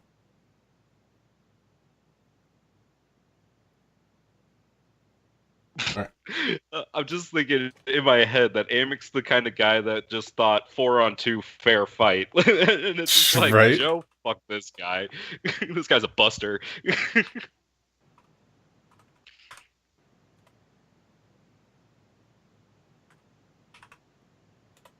All right. So these guys are all currently on the same initiative order, which is going to be initiative count 20 for these guys. I had a 7, but I'm not on there anymore for some reason. No, you are. Because it's on a different screen. I don't see it on mine, but as It's long on as you mine. see it, I that's all that got you. matters. I got you. So that was a successful volley from our friend Amic. I'm just going to move you real quick. Vola, I need you to make a save, please.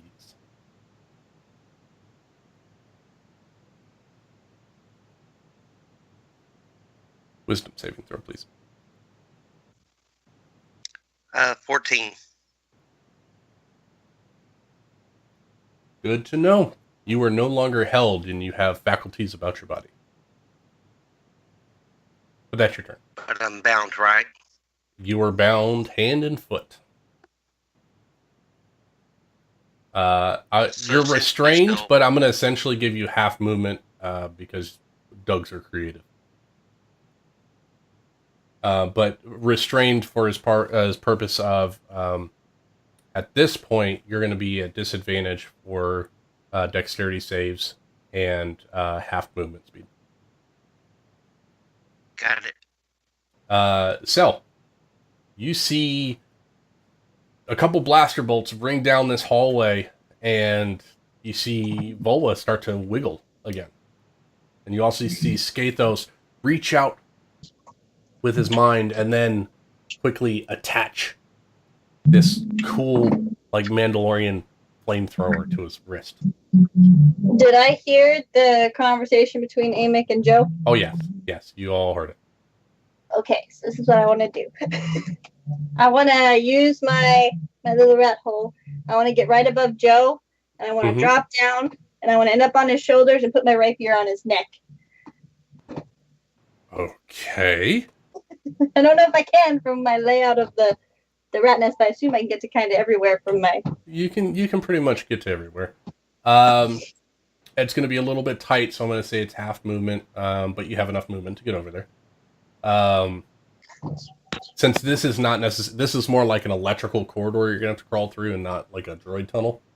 So you can crawl over there, and you do find an air vent. There is an air vent on this side. Make me a make me a strength check to pop this vent. This is not a vent that's normally open. 14? Okay. Yep. You slam it down, and you see Joe look up at you, and you drop down. Make me an athletics check to essentially grapple this guy. 9. That's not good. So You so hot. jump on his shoulders, and he takes you, and he just throws you down to the side. And you stand up, and you got your little knife. I still intimidating. Sorry, Joe. This isn't your ship. We don't leave Amick behind. And you see Amick down the hallway with his blaster. No hard feelings, Joe. Are you trying to persuade him in some way? I'm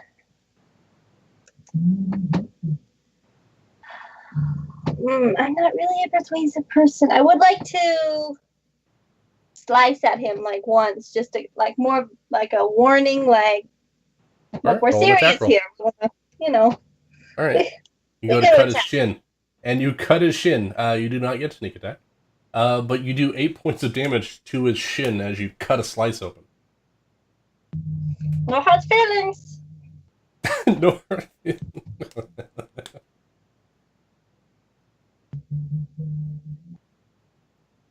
That is what I have. Can I bonus action to dodge? No, I attack and I'm mobile, so he can't attack me. You can use your bonus to dash if you want. Yeah, sorry. I was thinking the mobile since I melee attacked. I don't. But that's if I move away, and I'm not moving away. So here we are. Okay. Sorry, guys. Okay. My bad. There you go. Skatos. So after the last round, like I cast this thing upon the Athorian and pointed this flamethrower-looking device up towards the Twi'lek behind Vola. How are they reacting to this? Like they're still in the fight, or they're like, I don't know. Besides Amick's shots, nothing has given them the inclination that they're going to lose this. Okay. Nothing has been shown other than Joe getting shot. And a nick on his shin.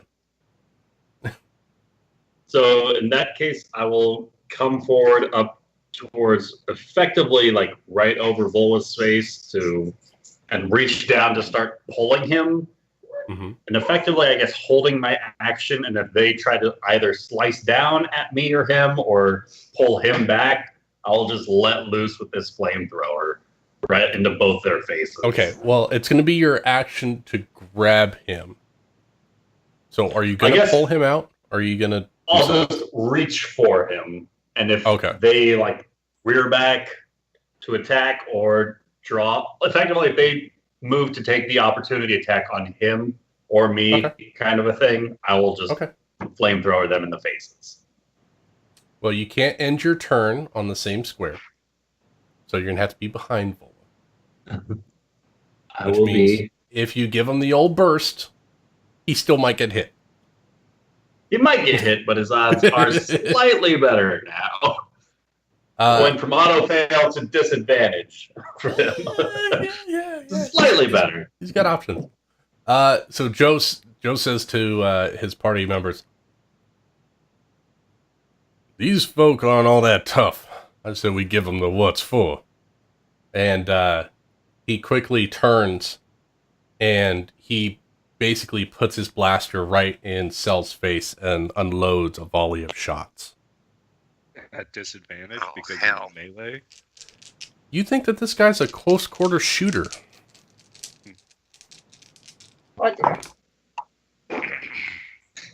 These aren't going to hit. Damn it.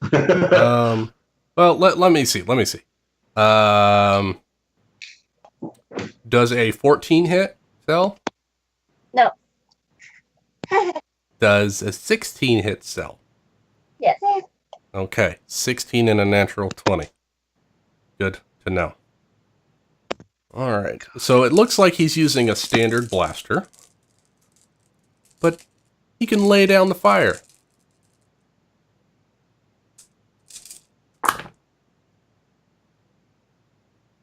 Let's see.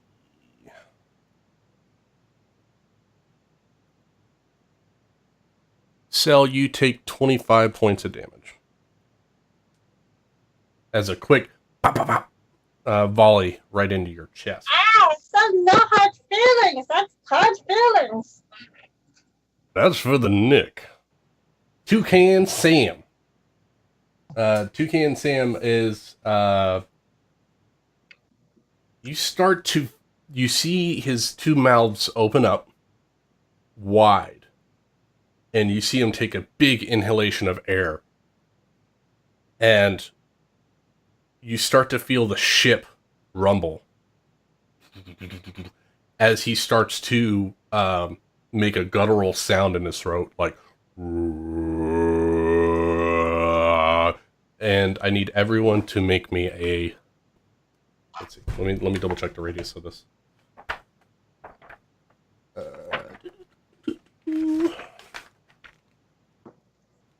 Is this where a reaction would come in? It depends on what save it is. I need to double check it.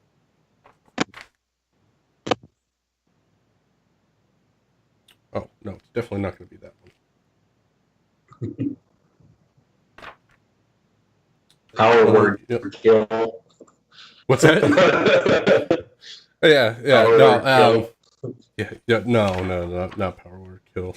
I was thinking earthquake, but that's not it. Is there an earth tremor? What is the? Oh, you know what? I know what it is.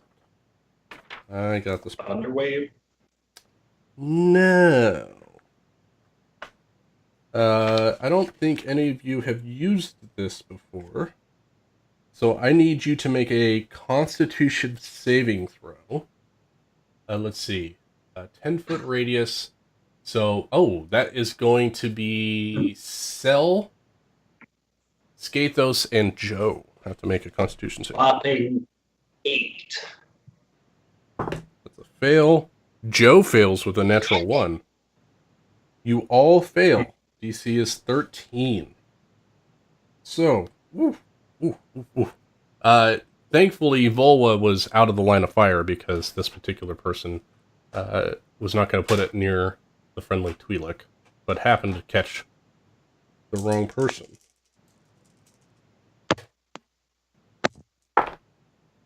Ooh, low damage. That's going to be 15 points of damage. That is down. Cell is down? Oh no. I tried to save you, Amick. I tried. Alright. With that, I am loosing this volley of poison out from my flamethrower device.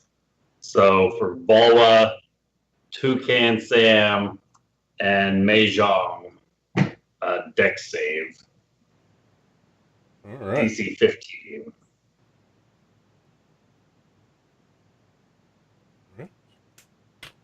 So I roll at disadvantage. Yep. Oh, they both fail. Sweet. So 11 points of poison damage to both of them. Nice. Hey, 15 meets it beats it. So you're only going to take 5 points of poison damage. Roll us down. Sorry. And a concentration check from me. No, he's not concentrating. Oh, for me. Yeah, For yeah. that. So I maintain. Oh, to keep doing Dragon's Breath? Yes. Because if I got hit by this sound wave thing, I taking see. the 15 damage. So. Gotcha. All right. So that was Toucan Sam's. Mahjong is going to leap over the Doug and do a couple slashes at Skathos. Actually, she can't. She is going to throw a dagger at you because she can't move through an opponent's square. That's unfortunate. That's a miss. So she currently only has one dagger in her hand. Hooray! Amick, shit's going down. Cell just got dropped. You heard a loud reverberating through the ship, and then a volley of and as you see green smoke come down the stairway. I wanted it simple. I wanted it easy. I wanted it smooth. Yeah, Amy's just gonna unload on Joe. Okay. That hits. Oh, that hits. And that hits. Amick, you're too powerful. I'm gonna have to take some shit from you. So what's my total? 24? Right?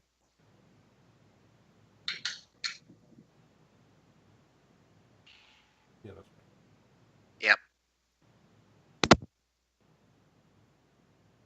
right. Ooh. You look at Joe and he's looking really rough. Really rough. Sure you don't want to change your mind, Joe? I might still let you work for me, you son of a bitch. Roll me an intimidate.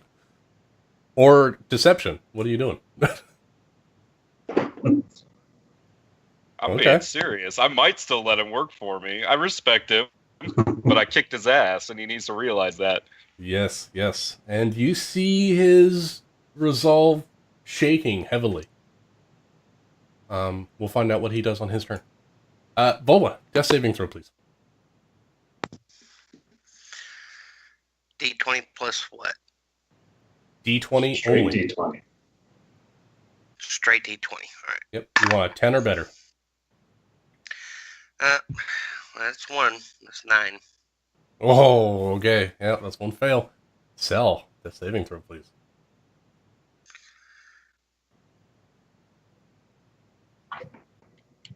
That's So a which one of success. you wants to play Joe? Yeah.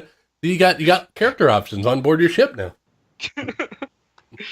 Skathos, you heard what Amix said. You can look down from where you're at. You look down and you see Cell's mangled body from the shockwave, just beaten to shit. And you see 6. I don't think you've missed against Joe yet, have you? Nope. Nick? So you Nope, see I have not 6 smoldering blaster holes in a star pattern on his chest. And he is like just bleeding out, but he's still standing. Not quite as hard as he was. And then you have 2 relatively singed aliens in front of you. What? Of these 2 relatively singed aliens, do one of them appear to be wearing like heftier armor than the other? No, seems the toucan seems to be wearing like almost like Jedi-like robes. So he's wearing All cloth. right. And the Twi'lek is wearing leathers. All right. So continuing to focus upon this Ithorian, I'm going to make use of this strange headdress that I picked up a few hours ago and attempt to hex him before focusing upon this circlet of blasting on my opposite arm and just sending forth 3 scorching rays in his direction. Oh, I was hoping you'd go for chromatic orb. I was thinking about it, but I need to deal some damage if I'm gonna have any hopes of saving anybody. All right, so you get the first one hits for 10 plus a d6.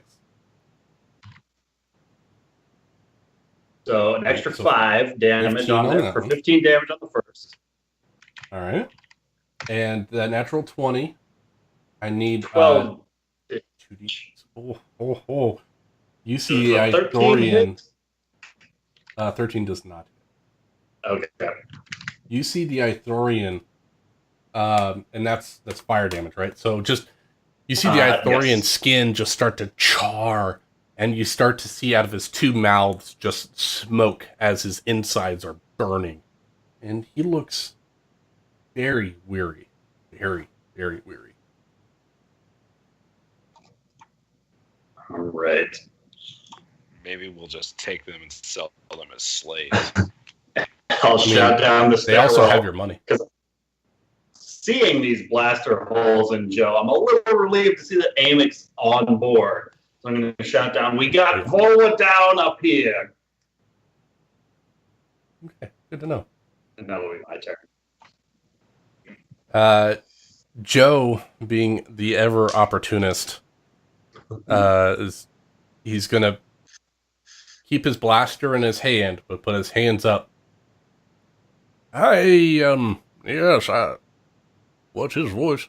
Yeah, I know that, this was a terrible mistake, and I'm sorry. You guys gave us a job and on flight out of here, but we knew you had a ship, and we needed to get out of here before the Hutts found us. And so he is currently pleading. Kind of. He's like, it's business, right? It's just business. So that's his turn. Toucan is going to touch himself in all the appropriate ways and cast a spell which you've seen is very similar to what your former droid did. Oh, by the way, this time the ramp is up, so you cannot hear the klaxons anymore. Ouch, you touch myself. Oh, yeah. Oh, and he does it in the most sensual of ways. No, it's not the time for that, damn it. Oh, yes. Oh, yeah. And he heals himself. What's his plus? You see a number of his wounds begin to heal. As he heals himself. And he can't do anything for his friends, so that is his action. May, on the other hand, seems relatively untouched. But you see her pull out another dagger. Give me a perception check, Skathos, real quick. Perception 16. You see that her blades are coated with something. You don't quite know what it is, but they are coated daggers. And so she has two of them out and ready. Seems like she's holding an action based on what happens with Joe. Amick, you see chaos. Amick puts away one of his blasters, walks up to Joe, takes the blaster out of his hand. Does he let me take his blaster? Yeah. Okay. After that, he's gonna lean down and he's gonna hit Cell with a lesser stim pack. Nice. So 2d4 plus 2. I don't know why that's not working, but nice. Cell, you pop up. Oh dear, that was not fun. And then Amick's gonna stand up and look at Joe and say, "Never try that again. Got it?" You're the boss. Skathos, Boa. you all right up there? We will be. Boa, I need a death saving throw, please. Don't roll a 1. Anything but a 1.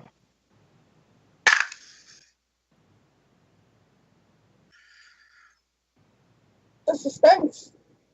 Okay. All right. Do one. I like that he's doing it muted. It adds to it. Oh my god. So, you are currently on your back, and it feels like some of your bones have been broken by this reverberation. And you currently see Joe, arms up, and Amick has two blasters in his hands. And you heard what he said to Skathos and Joe. What do you do? I'm going to look to Joe. I'm going to say, we are not friends anymore. You think I'm working for you ever? No. You're dead wrong. And I'm going to stomp up the stairs. And I'm going to go to Vola. And I'm going to give him a stim pack. All right. Vola, you heal 7.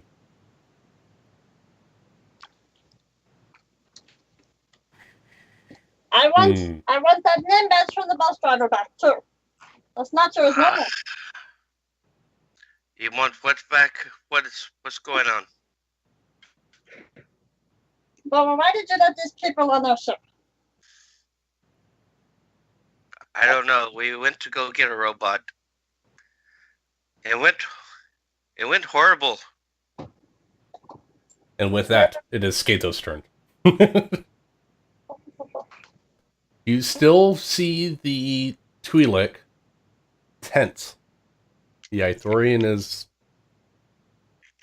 still... He's refreshed. Following suit, I will effectively ready my chromatic orbit 3rd level, and if she attacks, I'm letting loose at the Ithorian.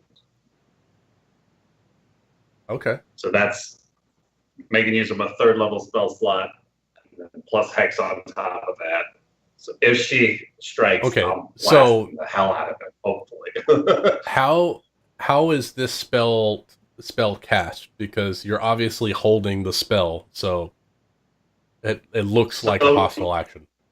I'd imagine like locking eyes with her daggers and then looking up towards her, I will start preparing the spell of my own and just like slowly kamehamehaing it as this like energy starts to form you up and just like obviously holding on to it in place as it starts to cackle with energy. All right. So Joe is standing there by Cell's gonna have to be up like here at this point. Joe is standing by Amick. Amick, are you looking at Joe still? Or would you be looking up the stairs? Yes, I just threatened him to his face, so. I know, but then did you turn or did you just yell up? You just yelled up at Scathos. Okay. So you said Joe looks to you and says, "So what's going to happen to me now?"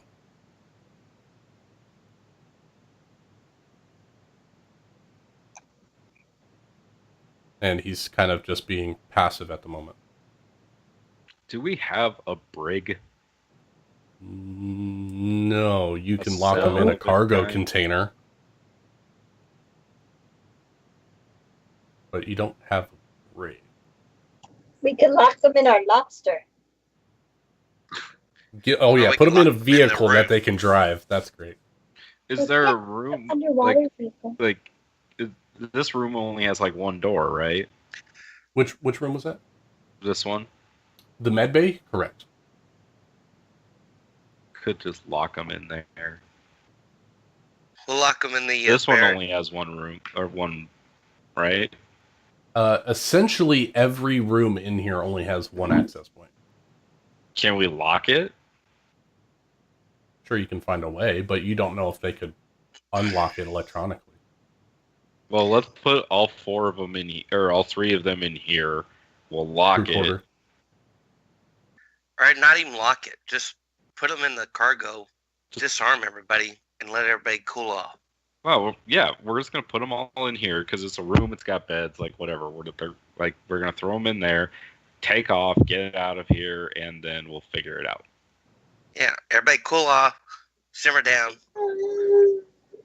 Let's get out of here. So Amic's gonna get back say, to business. I still need you, so you're gonna help me find what I need to find, and then we'll figure it out from there. Deal? Sounds like a deal, boss. All right. For right now, I'm gonna stick you in this room over here while we get out of here. You see Joe kind of give a nod to the Twi'lek, and she stays her blade. Stows her blade. In that case, I'll let my spell dissipate. You kill the item. Fizzles out. Oh, the one time it would have hit too. It would have hit. So you still haven't hit in combat with that.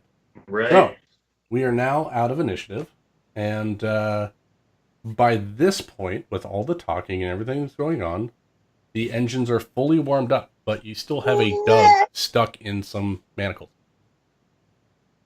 I run down to TR-17. Okay. Oh, thank you. I hold his head. I'm sorry, TR. Why So, did this happen to I'm you? handcuffed. I can fly us out of here. I if I'm just free. leave Vola handcuffed. Amic, you made mention of removing a particular item from him. And that would be the perfect opportunity. Just reminding you. To be fair, I don't know that his eyes went red this time. That was Nick saying that, not Amic. Well, yeah, but you have seen him since he's acquired this item. He's attacked you 2 or 3 times. I'll deal with that Twice. later. I'm putting these people in their new. I'm just saying because he's going to be Logics. stuck there for a while unless someone decides to let him go. He's not going anywhere. Well, would you mind explaining what happened to our medical droid?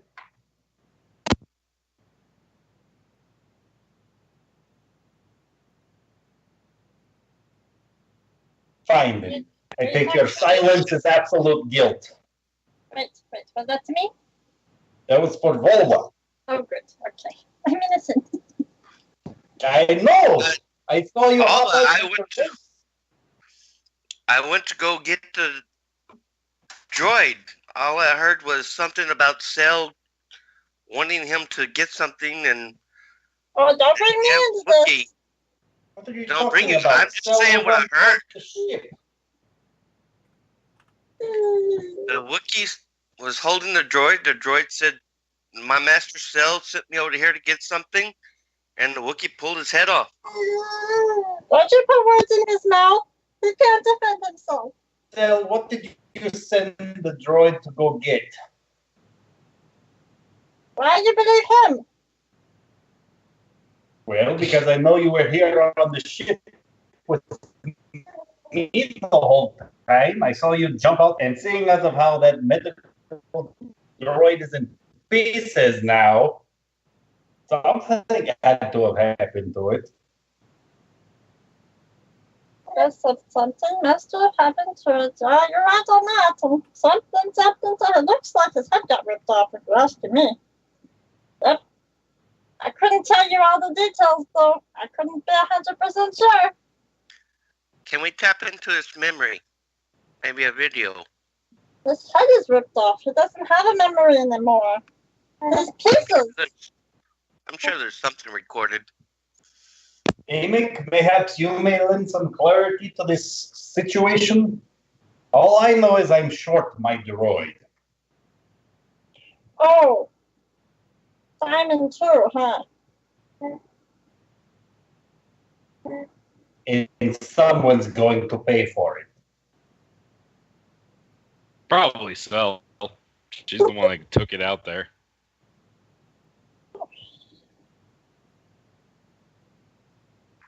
What the hell? Well, okay, so you mentioned this ship over there, and I needed a distraction. I thought him walking by would be a good distraction, but apparently they just shoot when they see things. They didn't even talk to him or nothing. They just shot him, and then, there goes my distraction. So I was stuck on the ship with all this distraction not happening outside the way it was supposed to, and that's probably really what went wrong. So you have to realize that not everyone is as friendly towards droids as yourself and I. There are many stigmatisms against their kind. Many people do not trust them to be out and about on their own. Yeah, okay, I see that now, but originally it was like, he's just gonna, distract them. Not a big deal. I'm gonna reach into my pack and pull out 10 credits and plop it into Skato's hands. Like, whatever, just bring Simon back. I didn't know he would be dead too. Like, oh my goodness, all the droids are dead. My bots are dead. Simon is dead. TR-17 is dead. I don't like this place anymore. We should probably go now. This was a very expensive endeavor of yours, Cell. And I think it's time we should be leaving now. Yeah, that's definitely what we need to do. as your pilot is still handcuffed. Well, I don't Can know you why. fly us out of here? I can try. I'll.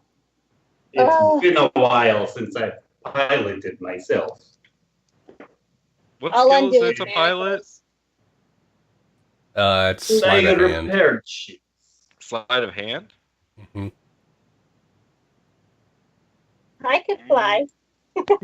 Amy Oh will say, my never mind. God. I'll do both. Yeah, you Really? you I'll were see to the end. Amick would be the most qualified to fly out of the Yeah, remaining three Amic's gonna say, you guys keep an eye on these three. As he locks this door and goes to the cockpit and lays in a course and gets us out of here. So He's just gonna do it all. still He's just gonna do handcuffed. it all. Oh, y'all suck. No, you really got into some really deep trouble this time. I don't know how you do it. I did. Nekos is very disappointed in you. Maybe Amic will kill Volwa and Cell and just like talk Skathos into hiring some competent help. I would never make a captain character. I'm not gonna say don't, but I like the idea. Hey, he's lawful evil. The thought processed through his mind, and then he's like, "No, it's going to take too long." All right, so you know what? That actually brings up a really good point. Oh dear. Let's take a 5-minute break, and I want you guys to think about the inner party conflict. I've been doing a little bit of it, but you guys are gangsters, and this could go into a really dark path. So I want you guys to think about how you feel about inner party conflict.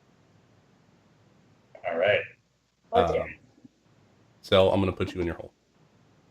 Yeah, put me in my raffle if people think about killing me. You actually would be the best one to keep an eye on the party, because on the secondary party.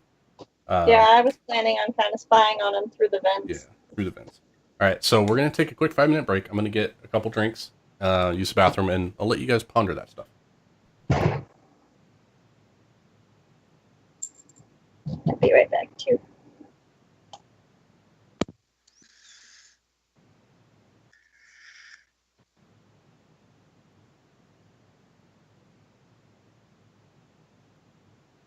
Now I know how Grog felt about the sword.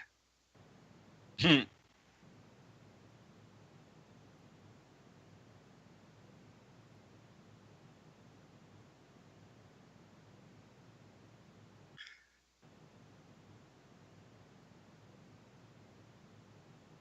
haven't really picked nothing up.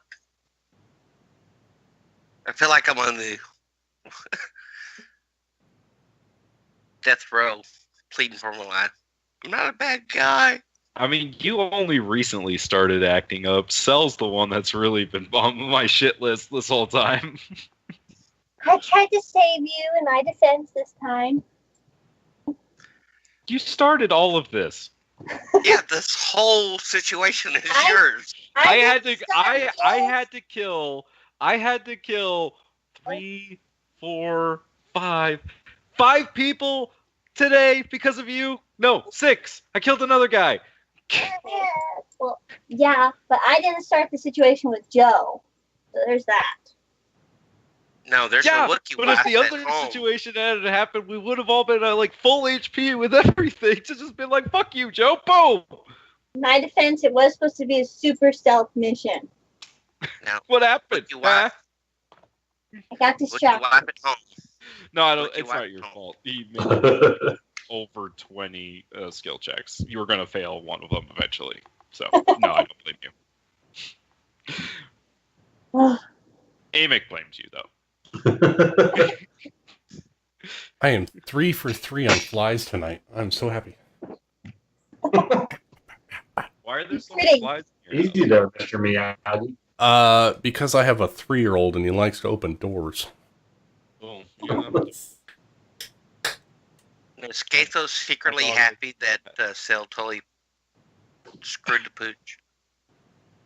Why would Skathos secretly be happy about that? Because you Only You- because If she almost killed anything, you.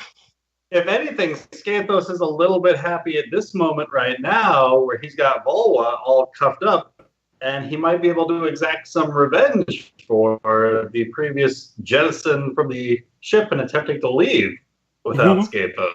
He's a little bit happy about that. But I owe you. I had to repay you. Yeah. Repay with flesh. Blood must have blood.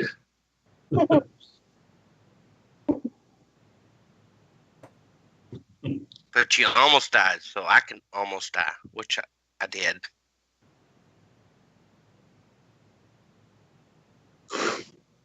All right. So I like how Amick just kind of takes care of himself. oh yeah. I mean, Amick's a badass. Let's put it this way. A little behind the curtain. If Amick didn't almost single-handedly kill Joe in 2 rounds, you all would have died. Probably. That Ithorian had one more Two of round. us already down. Yeah, the Ithorian. To be fair, I'm still at 58 HP, and I still have 2 spell slots left, and I have a greater stim pack. So I don't know, bro. I haven't used my second wind yet. Like I have a lot of fun. What archetype are you again, right now. Nick? Huh? What archetype are you again? I'm an Eldritch Knight. That's right. I'm just fighters are like so ridiculous. Yeah, I can put up items help. but I can't take Items do help. Items do help. That is fair. Okay. So, but I didn't give me the items you did, so you know. That's I'm tailoring items to you guys because I don't like useless items. Yeah. Hey, you wanted superheroes? Here we are. Yep. I mean, I just love it because, like, it really goes with the whole trope of a Mandalorian just being this absolute badass. It takes a special kind of person, a specially trained person to really take out a Mandalorian. It does. I mean, like, you have to train for their combat and, like, their weaknesses and their armor. Not easy. I'm enjoying this. Anyways, Amick's gonna go to the cockpit. He's gonna say, "All right, Chopper, let's get out of here." Get to the chopper.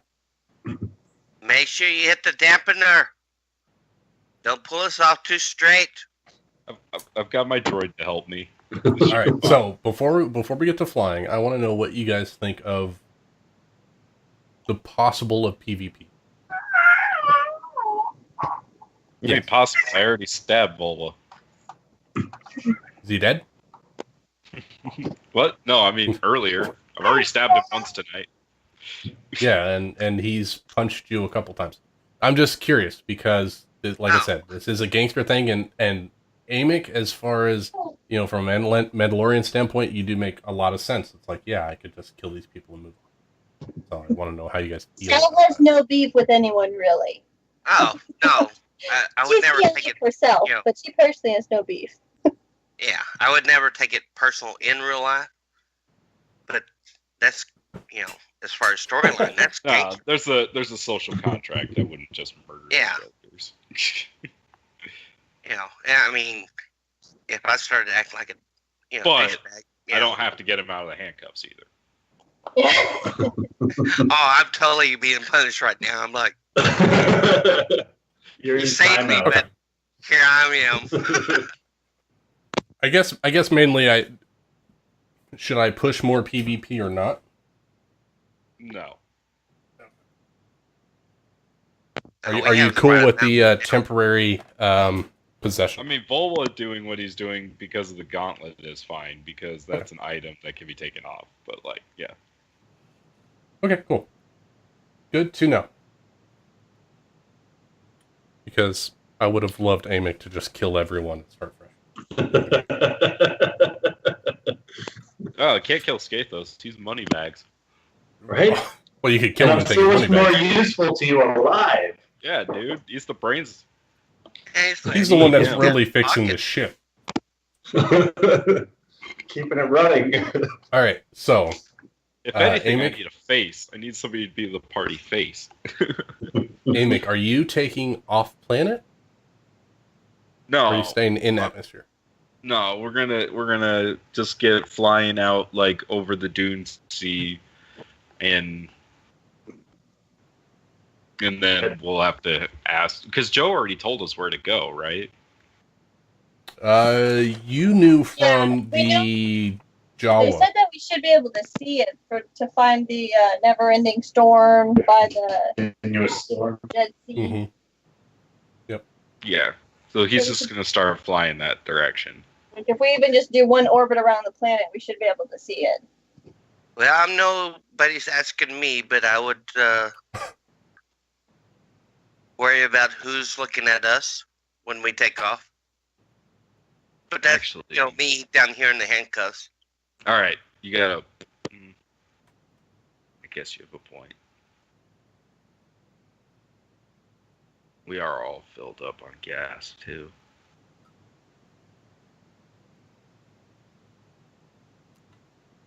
Nah, I'm just gonna start flying out across the dune sea. Okay. You take off just fine. You see as you take off and twist around to head towards beyond the Dune Sea, you see the klaxons are still going and there's red lights, and at a quick glance you start to see a couple of troop carriers pull up where the buses normally stop, and you start to see guards in heavy armor flooding. Do these look through. like local guards or like Empire guards? These Or look like Republic? these look like almost Mandalorian. These are hired guards, but these are trained mercenaries. Okay. Okay. The Hutts don't trust anything to the Empire or the Republic to fix their own problems. Just wondering because I know we saw that Sith ship, so I was wondering if like they have a bigger influence than we might have expected, or to see if the locals are still in charge here. So that No, makes sense. you guys don't know of why you know that there's a minor Republic and Empire presence on the planet, mainly because everyone is looking to gain favor with the Hutts, at least a little bit. Right. Or at least be on good terms, so that way they're not getting raided when they're running through Hutt space. Right. Okay. But not a strong military presence. They wouldn't do that. All right. And I know nobody's paying attention to me, but I would be looking out for fighters. Vola, did you say something? The engines are very loud back here. Amy could have at least dragged him into the cockpit to put him in the co-pilot seat, but so Volva is going to start rolling around. Like worm style. Just kind of creeping in. All right, so Amick, I need a sleight of hand for you, please, for your takeoff skills and general Do I piloting. get advantage because of my familiar helping me? Yes, you would. Oh, jeez. No, not that one. Okay, other one? so there's a Oh my God. huge lurch in the ship, and it's and it runs into the side of the hangar before it starts to take off. I need Volva. You need to make me a dexterity save real quick. Doesn't he automatically fail dex saves because he's restrained? I'm giving him Just disadvantage. Disadvantage, right? Yeah. Yeah, I'll do Just this. because I think I'm going to be lenient on this because I don't want to kill him like I Oh, God died. damn it. Damn it. Volva rolls and somehow manages to roll down a flight of stairs. The other one! Taking 4 points of damage as he falls down the flight of stairs. And he's now Oh currently my God, here. I'm almost dead again.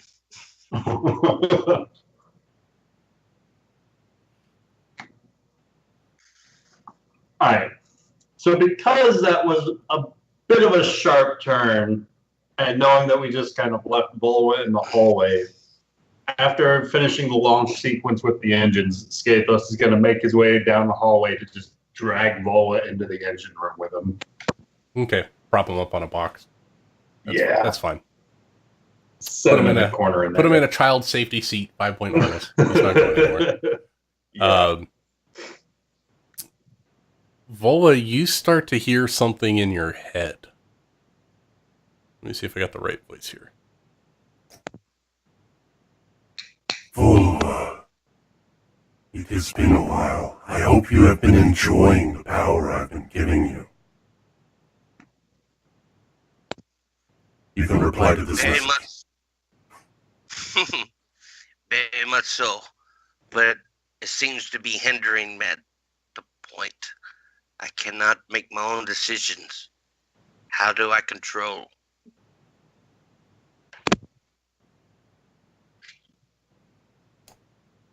One second. Scrolling through 19 pages of notes. I gotta find the right thing here.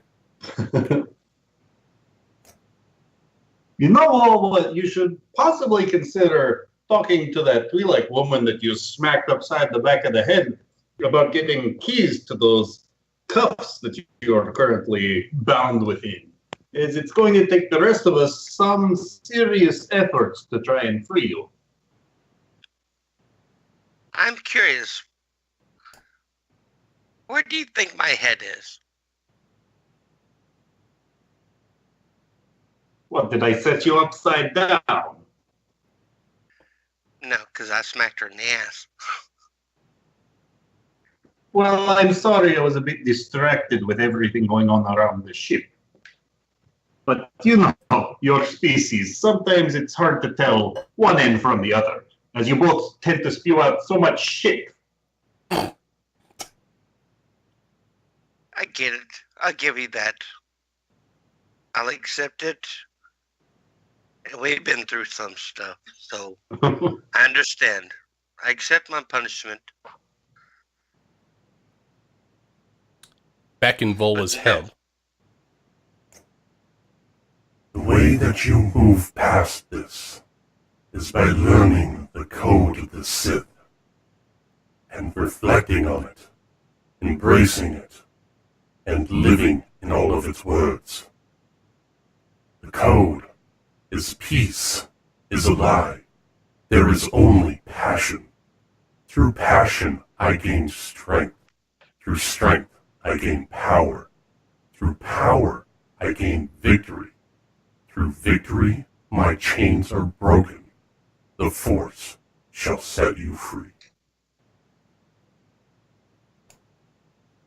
Essentially, what he's saying is that you have to rely on that heat, that passion, that bloodthirst, in order to break the chains that bind you, literally and figuratively.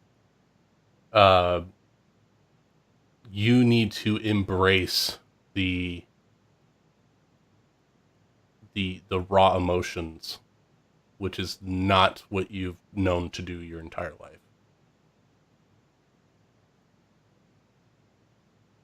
Can I embrace the emotions without affecting allies? Are you speaking back to Tulak Horde? Yeah. Tulak, can I embrace the emotions without affecting the ones that want to help? A true Sith only uses power for themselves. They never share. Others are tools in the game. You must rely on yourself and yourself only.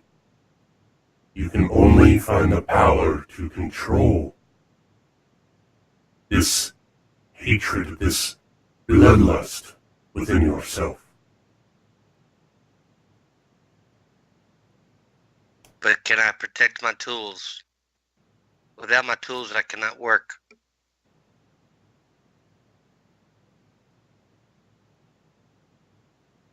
You must gain greater power over yourself. Maybe you should meditate on it.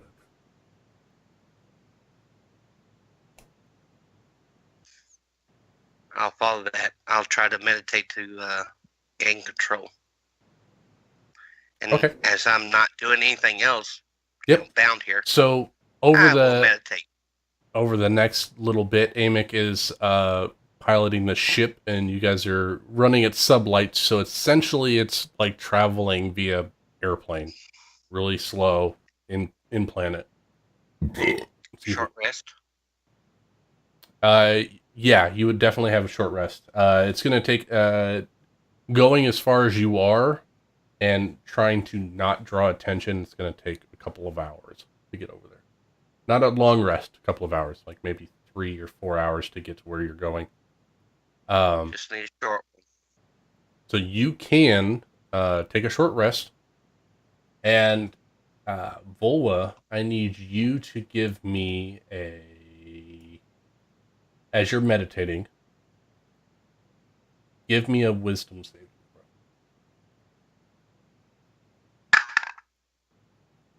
Oh my god. 6 total. Okay. So you're tell me what Volwa is thinking during his meditation. He understands that he wants to go all in on this. Mm-hmm. But he views his crew as essential, Okay. All right, guys, don't think of me this way because I'm not this way, but I'm trying to play the character. But, No. God, so weird playing evil. He wants to keep everybody in because he knows he makes him better. Mm-hmm. Mm-hmm. So he can go forward by keeping them around. So he'll meditate on that. Okay. As kind of like protecting his equipment. Okay. So I will relay this to you, or rather relay this back to you. Where we go. So when he spoke to you, essentially it was like 5 or 6 steps in order to harness your power. He said, "Peace is a lie, there is only passion. Through passion I gain strength." So, you have to focus on your passion in order to gain strength. So what is Volva's passion? What is your deepest passion? I actually have it written down. It's gold. Greed would be the passion. Yes. So you focus on your greed. And being tied up and in your child seat, your car seat, restrained, you start to feel the heat pour over your body again. And you open your eyes in your meditation and all you see is red. You don't even see the engine room. I need you to make me another wisdom saving throw. God, y'all need to kill me. I mean, I can if you want me to.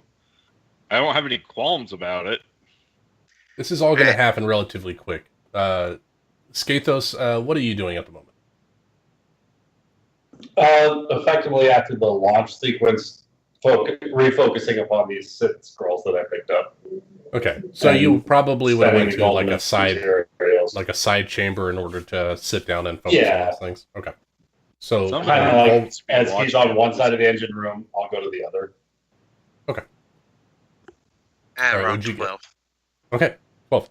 So you start to see some clarity in your eyes. It's still red, but now things are starting to focus. You can see the hatchway in front of you. You can see the floor. You start to feel the cold chains or manacles that bind you. And you start to feel like you're moving past it. Second hour. Is anybody else doing anything? I'm we're kind of We got like listening in 4 on the hours. prisoners, I guess we'll call them. I'm just sitting in the vents, kind of hovering over them. Okay. You see Toucan going to Joe and to Mejon and healing them as well as himself. Essentially, he is burning through his spells to heal everyone up. And then he's going, after he's done this, he's going back and meditating. Amic, you're just staying at controls? Are you doing anything else? Do I get to take a short rest while I'm flying? Yeah. This is a non-strenuous flight. You're basically just heading straight. No mountains you have to worry about. May object to that. What's that? Non-strenuous. Well, I get my action surge back on a short rest. So. Mm-hmm. Well, essentially, he manually did the takeoff. That's why it was so rough.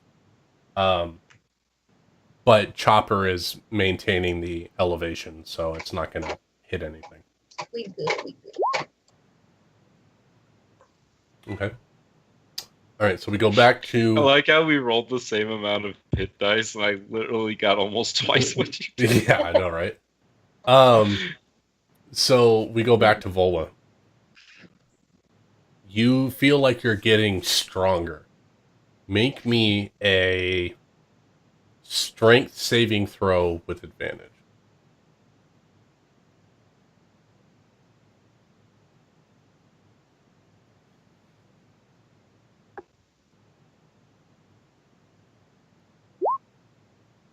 You Nice. know I like it like that.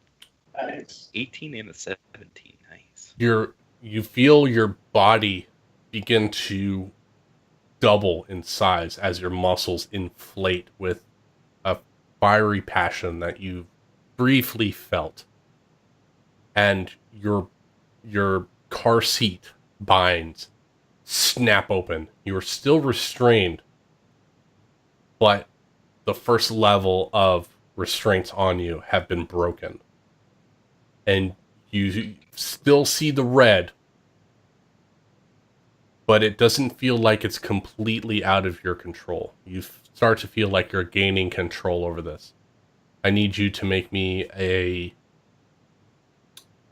Constitution. So this is going into hour 3. I need you to make me a Constitution saving throw.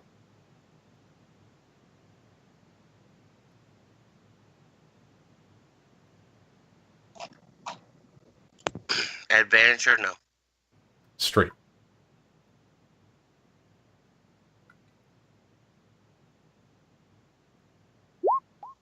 Nice. As your muscles continue to triple, quadruple in size, you slowly pull the manacles apart, and they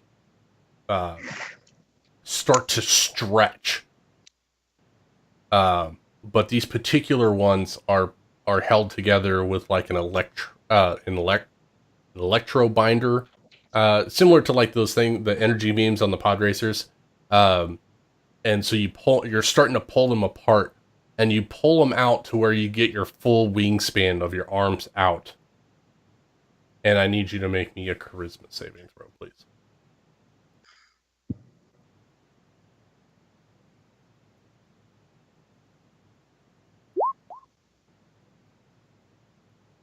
Oh, Jesus. And at the end of hour 3, your arms begin to pull backwards, and the heat is still there as this energy beam is searing on your back. We go into hour 4. I need one more charisma check, please. Or actually, that was a check. Can I get a saving throw?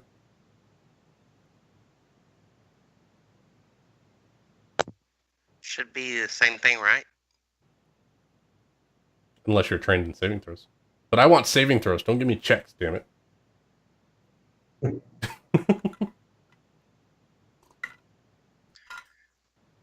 What is my saving throw?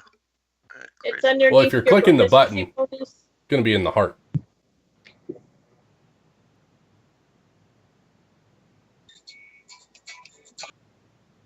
What do you mean the heart? Just left of the heart. Just left of the heart. Where's your character sheet? Under proficiency bonus. Yeah, so if you see Where it saving lists your throws, six the attributes. box there, don't click on the big number, click on the box to the right of that. It'll say saving throws, and it's got all the things in there. Or you can roll it with real dice. That's fine. That? Give me That one more seems charisma right. throw. Charisma saving throw. Oh, charisma.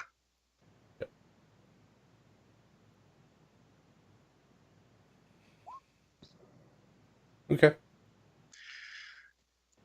At the in the middle of like hour 4, your bonds have snapped back, and you start to see the clarity that you saw begin to fade back into redness.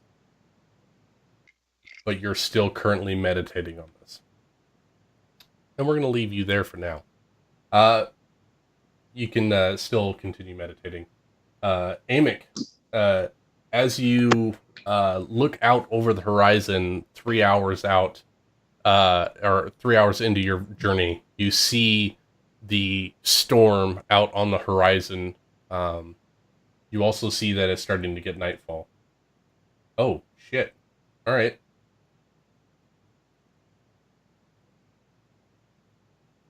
Ooh. Always up.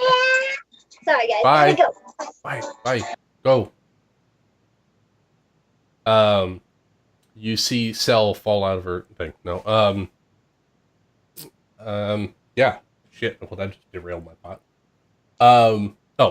You see the storm out on the horizon, and you see that it's starting. The twin suns are starting to set on this side of the planet, and it's starting to get dark. You see that this storm is maybe 100 miles across. It's a vast storm, and there are constant lightning strikes striking down into the sand, creating, shooting the sand up and creating crystalline fissures, crystalline structures coming out, turning into like lightning glass all over the place. And you're starting, as you get closer into hour 4, you're starting to see all the tornadoes that are flying around. Not as many as the lightning strikes. They're scattered, but they seem like they're going in a constant swirling pattern, like in a clockwise, in like a clockwise motion. You're starting to see them swirl, and almost seems like they're protecting the space. As well as the rest of the desert, you see that there are some rock structures that you could possibly land on. There's some cliff faces. You definitely could fly to some place that you can land before you head out through the storm, if that's something you would like to do. Amic's gonna get on the intercom and say, Scathos, get Joe up here. All right. Well, Bola, you think we can get you out of those restraints? Put on a smile of some sort. You're going to have to be friendly.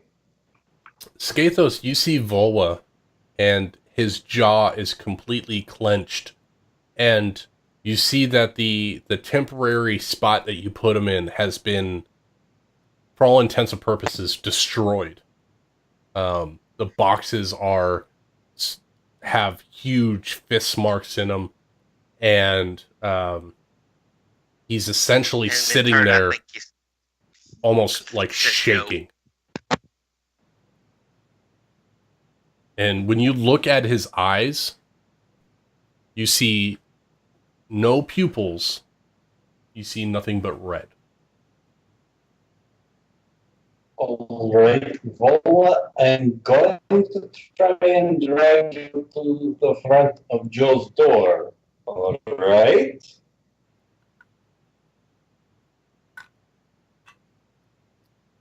If you say nothing, I will just leave you here. All right, All right. then. I didn't hear nothing.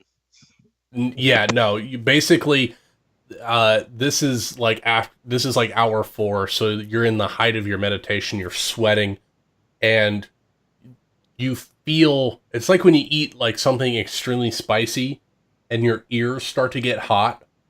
That's what you're feeling, and it feels like all your sinuses are congested with heat, and every pore in your body is pouring sweat, and basically the only thing you hear in your ears is a pounding heartbeat and almost like a static scream going on in your ears. So you cannot hear Skathos. All right, then. I'll just leave you here for the time being. I'll be right back. I'll make my way over to this door, and then I'll knock a couple of times before opening it up. You see the 3 in there. Joe is sitting on the top bunk. His feet are hanging over the bed. You see May on the bottom bunk below Joe, out there with just sitting on her back with her knives, just flicking them to and from, just kind of practicing knife movements. And you see Toucan meditating on the floor in front of his bunk. Joe, you're needed on the bridge. Time to put those credits to use. Whatever you say, second boss. I'm all for doing the work now that we are in the situation we're in. Yeah, right. I'm just kind of like waiting for him to step out before making sure I close the door and lock it again. Yep. So you step out, and you are behind him, escorting him to the bridge. He steps up to the bridge behind Amick. You summoned me. Sure, call it whatever you want. We need to find we're gonna need to find this place. So I think we're getting close, right? We've been flying for about 4 hours. He looks out. He sees the storm. Yeah, we're definitely getting close. We had to walk in the storm on foot and avoid all the tornadoes. We saw the pattern. As you can see here, it's going counterclockwise, and we were able to make it through all of them relatively unscathed. Some of the party died, but the 3 of us made it all the way there and back. If you just watch the patterns, then it's easy enough to get through. Could we fly through it? You could, but your ship would probably take considerable amount of damage from those tornadoes. And if Let we alone are a struck rogue by one lightning of those strike. bolts of lightning, our systems and computers could all be kaput. Oh, good point. Well, you told me there was a place to land out here. Where is it? He points to a like a large sandstone, like almost burgundy-looking stone platform. That's maybe 30 or 40 miles down the road, but you can see it from the ship because it's a large set of rocks that seems like it's a shelf almost on the planet. And he says, that's where we landed our ship. Or at least our shuttle when we came out here. It's enough, it's sturdy enough to land on. Alright. Hey, Amic's gonna go ahead and put the ship down there. Okay. Make me a sleight of hand. With advantage, because of Choppa. Better! You touch it down even better than Volwa himself could do. And I need you to roll me a D100, please.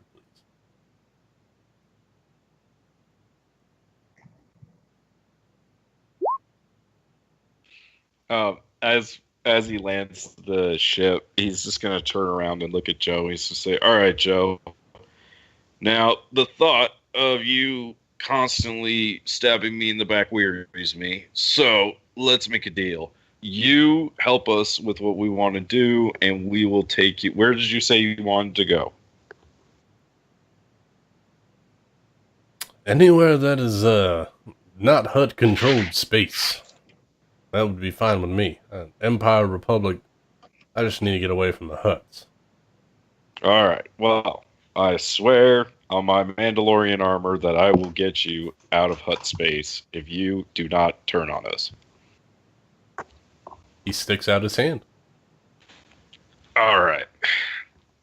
Especially because that Twi'lek of yours scares the shit out of me.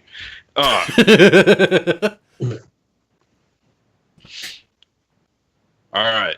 Now, let's get some sleep, and then we're going to head out there in the morning.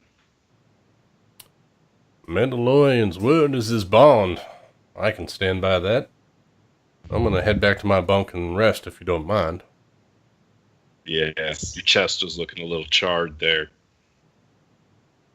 Give it to you. You're a good shot up close. So he'll head back. Is he being escorted?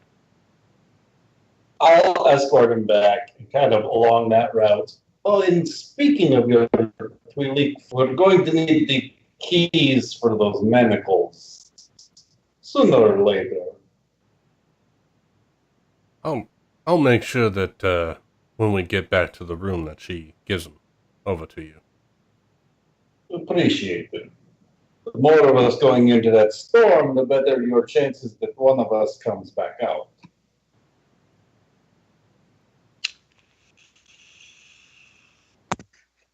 Fix the medical droid. I think we're going to need some more money for that.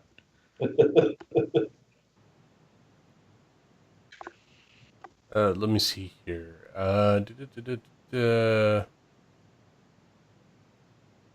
Amick, when you go to land, and you successfully land the ship before you make this deal with Joe, your mind kind of blanks out, and your mind is ejected from your ship and projected into space. And seeing inside space, you see a pulsating green light, and your mind focuses on it and shoots towards it. And it seems like what you're seeing is an emergency beacon. You've seen plenty of these before. It's a strobing light, and it's on the edge of an asteroid belt. And when you look closely at it, your perception zooms in, and you see a Mon Calamari class ship, and it looks like it's a freighter ship. But it seems like it's almost drawing you in. Very similar to one of those deep sea fishes that is, it has a little light that draws in its prey. And it's drawing you in, and then you see this freighter jump towards you, and then you snap out of your vision. It almost seems like this freighter was either on a collision course with you, or if it was getting ready to fire on you. How very Star Trek. Amic's gonna wait until Joe and Scathos leave, and then he's actually gonna get on his nav computer and try to figure out maybe where that is. Okay. What have we been rolling for that? I've got navigation tools. Navigation tools. Roll me one of those.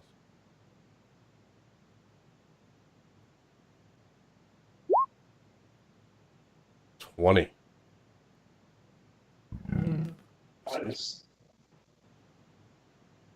I built my familiar for one purpose. He's good. Yeah, he's really good. Yeah, you see this this particular vessel. It seemed like Moncal. How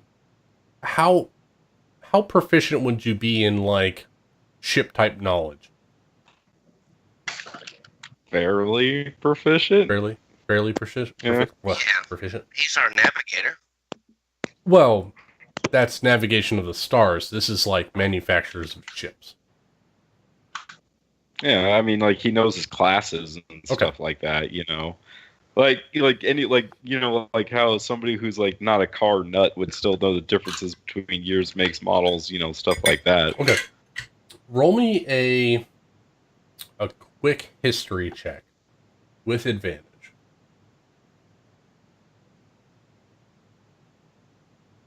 Hmm. 13. Okay, 13. So what you start to think upon this vision that you had, and what you thought was originally a Moncal ship, which looks very organic and it doesn't have necessarily clean lines, actually is almost seems like an organic being. When you think about it, it didn't seem like, it seemed almost like a mechanical octopus. The way that it shot towards you was almost like an octopus swimming through the ocean. And that ship type is of the Yu Zhang, which is Y-U-S. How do you spell that? S-U-A-N-G, Yu Zhang. Which is you would know roughly that it's a race of, what's that? No, I don't know what those are. Okay. Yeah. So they are roughly they're an alien race that has managed to grow technology. So all of their ships are organic beings. All of their weapons are organic. And you would know roughly that they are an enormous, not in this galaxy, but you know that they are a terrible force because they are essentially not zombies, but they are like a horde of these organic creatures. They're essentially like space goblins or Githyanki. Borg. Yeah. Borg. The Borg, yeah. Borg. Very, very similar to the Borg. And they deal with organics, and you see that, and would be assimilated. Very, very much so. They are of the way that they consume planets and technology. That's how they operate. They do not fight, they consume. And trying to track where this asteroid belt is, and it's beyond the unknown regions. It's weird. Not in this galaxy, but it is a vision that has been presented to you of a possible future. Well, that'd be interesting if they invaded. Okay. So, we go to land. Everyone else is taking some rests. Correct? Long rest is the plan. What's that? Yeah, getting a long rest is the plan. Getting a long rest. All right, so we got another 4 hours. Amick, what are you doing anything to secure the bridge, or are you going to just try to catch him in the pilot chair? He's just going to stay on the bridge. That's where he's going to rest. All right, you're going to just catch some Z's? Yeah, he'll probably He'll probably even lock the door behind him. Okay, fair enough. And if Amic's staying on the bridge, Scapus is gonna like put in a few controls on the keypad nearby the prisoner's lock so that it pops up an alarm on his data pad if it's like tampered with. Effectively the alarm spell. Good enough. I like it. What type of alarm is it going to set off? Audio one. So like the whole ship knows if anyone's the whole ship with anything. Yeah. Good. Cell is resting, and she's going to watch over the what I labeled as the Black Party, because I'm really creative with names. The three that you have in the crew quarters. Volwa, we come back to you. Dude, they could be like the Three Amigos. The Three Amigos would work too. The Magnificent Three. So, Volwa, we come back into your heated passion. You're coming on hour 5. Tell me what's going through Volwa's mind, and how do you try to gain victory over this power that's been bestowed upon you? Really trying to gain ownership. He realizes it's a weapon, and if he really thinks if he like gives in totally, he can consume it and then control it. Okay. So how would Volwa go about trying to consume this power? What would Volwa do?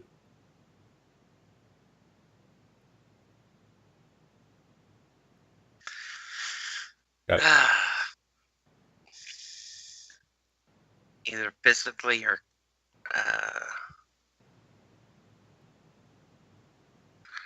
all right, Volwa will take a manacle and he'll cut it across his neck. You know, because he doesn't have much to do, but he can draw blood. And then roll his wrist over onto the chains of fate and try to assimilate. Oh, okay. I like this. All right. So roll me your charisma save with advantage, as you were causing you're causing physical pain, which is in turn turned into raw power that you're going to use as strength to break these binds that hold you.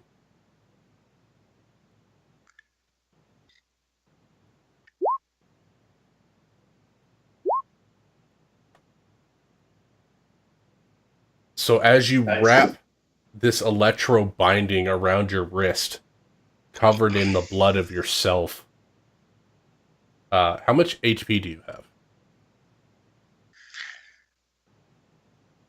I am down to 3. Okay. Well, take 1 hit point of damage for cutting yourself. As you drip blood and wrap these this electro binding around the chains of hatred and focus your power into it, it amplifies it and sends it back, and then you're able to snap the bindings and disrupt both the foot bindings and the hand bindings, and you still feel the swelling of power. Your eyesight is still red, but you have full control of your body. And you have gained victory over this item. And I will give you the option to drop down 1 alignment.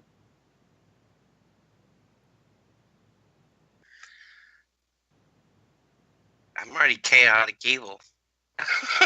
No, what I mean by that is you can go back to chaotic neutral. if you choose.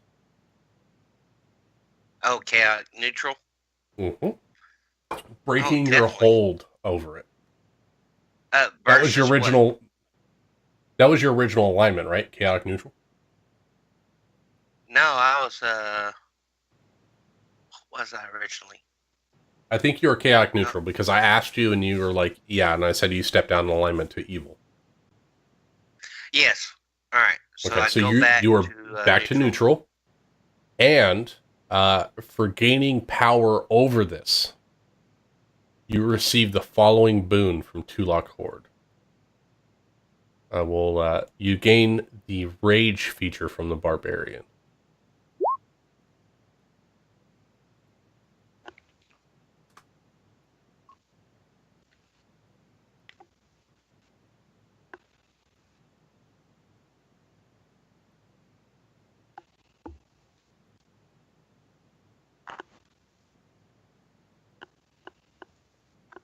And what is the option if I resist it?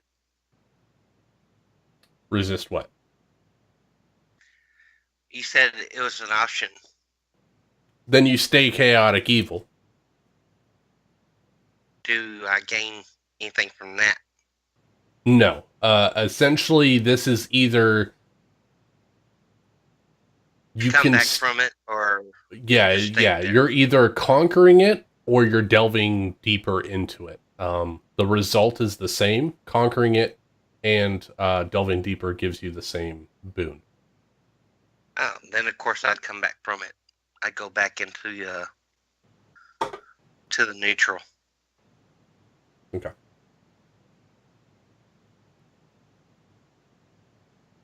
So you currently can rage.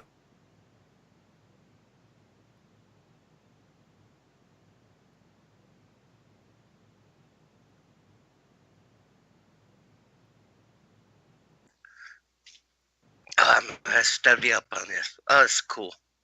so you you step out, and you're normally like orange, correct? Like orange and then like a pale orange.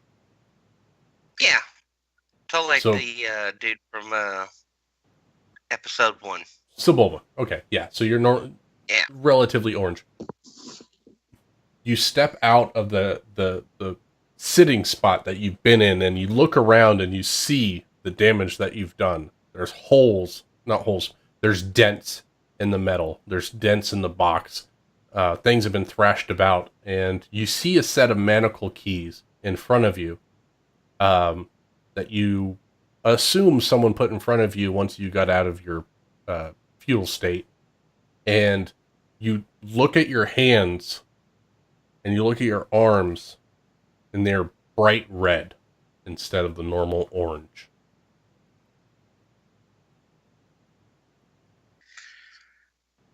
Right, I'll take this minute to calm myself, remain my inner key, and just chill out. That way, if somebody walks in, they're not afraid. So as you take a moment to settle yourself from your rage, your vision returns to standard color, and you look back at your hands, and then the standard orange. Still having the manacles on, but they are no longer binding.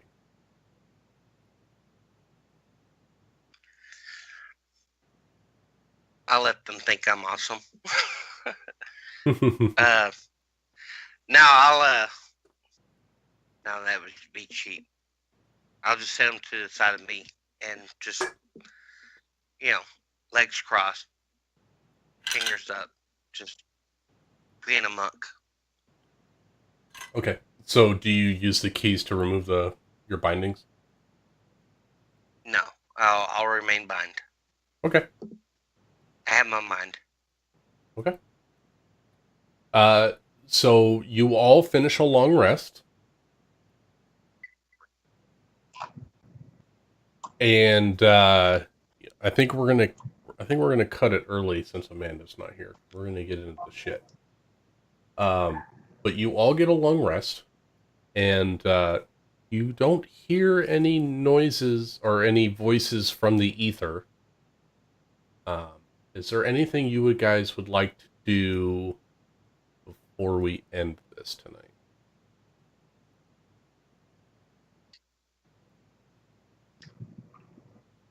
During this long rest time, would Scathos have time, effectively 6 hours worth of time to figure out this life transference Sith scroll to be able to copy it over to his own tablet? Because that was the one that had like the invisible writing on it. Oh, right. Yeah, I think you can do that. Okay. Did I give you a spell for that one? The life transference spell. Technically, that was the one I was looking for, and the vendor guy was like real sketchy about it. And Amick found it in the book, but there was like no writing on the page. Right. You know what? Roll me an Arcana check. You got it. 23. 23. Nice. Yeah, so you're able to decipher pretty much all of it. And this particular ritual is where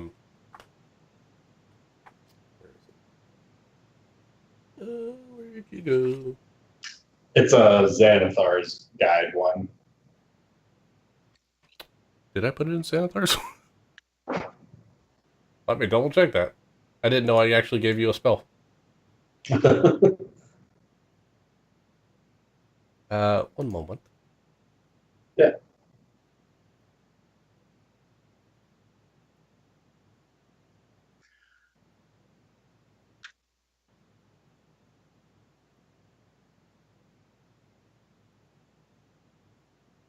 What notes do you have on that?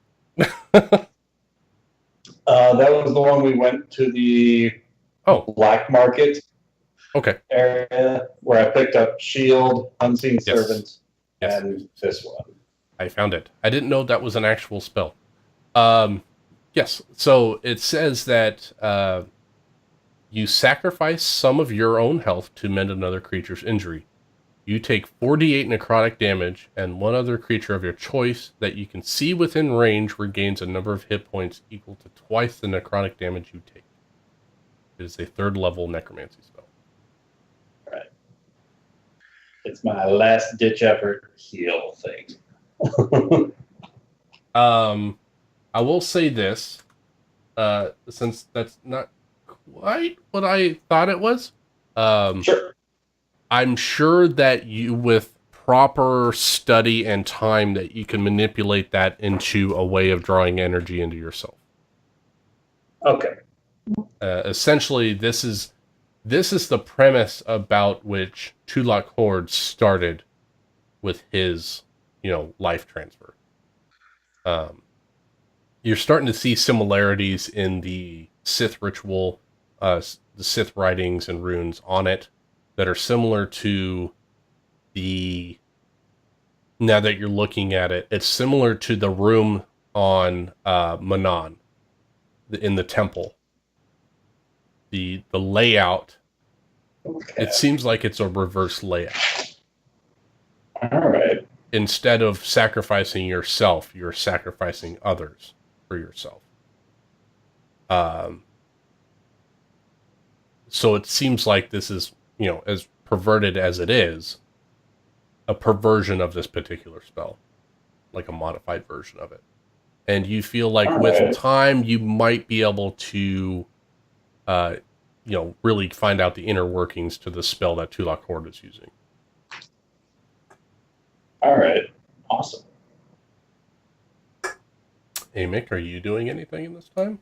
Or would you like to, have some last-ditch things before we go?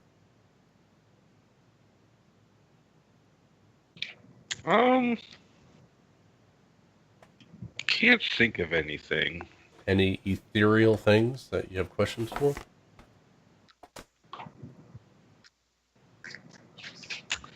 Nothing burning, really. Okay. Yeah. I think we did a pretty good job of getting out of there. And hopefully Joe's not going to stab us in the back now. You can insight him if you want. I'll play it by ear. So, no, that went pretty well. Everything kind of went according to plan there. So what would Amick be doing in his downtime besides cleaning his gear? He would have done that after he got the ship off and pretty much on autopilot. But he's got to sleep eventually. Well, he's got to sleep, but, I mean, any kind of downtime activities that he might contemplate? Well, he reads, and he does other stuff like that. Okay. Pulls up a good book. Is he hating on Boa? He just locked you out. You just can't come in the cockpit right now. He's up here alone. He's just enjoying. He's being a little introverted, just enjoying his alone time. Little me time. Yeah, an evil guy with He's like, Cell can do whatever she wants, but just don't fuck with my ship. Yeah. Okay. So just a little quiet time for him. I'll get with Amanda next week, see if there was anything she wanted to do. And I think that's where we're going to close it this week, guys. All right. How'd you guys feel about this session? Well, It didn't give you a good cliffhanger this week. God, I thought I was going to have to roll a new character. I was like, oh no. You know what? You were pretty close. If Skathos would have rolled more damage, you wouldn't have died. Yeah, when you didn't say out loud what you rolled on that second death save, I thought you rolled a 1, and I was like, gosh dang it. Gosh dang it. One time. Oh, it was close. It was close. It was 4. It was 11. Skathos pulled a ROM. That was the first session, wasn't it, Ryan? I think so. Something like first or second. Yeah. Like first or second session of our first campaign, I was playing a druid, and we had to save the one NPC that was the key to the entire campaign module. Yep. And I was like, you know what I'm going to do? I was a druid, and I was like, you know what? I'm just going to thunder wave him and hope he falls down off the cliff, and I'll just heal him afterwards. And I did. Yeah, when Joe got hit as well, I was like, this might be a TP key. I thought it was a whole group going down. I wasn't even close to going down. No, but they really would have had to do a lot of damage to take me down. Well, the Ithorian had spells, and I don't think Amick has the best of saves in some of them. You didn't have all your armor either. Charisma's my only one that's bad, really. Yeah. But yeah, with your awesome stats you rolled. But I think if Joe would have not taken the whatever it was, like 60 points of damage in 2 turns, or whatever it was, then I think there would have been at least 3 party members killed in that fight. Oh yeah.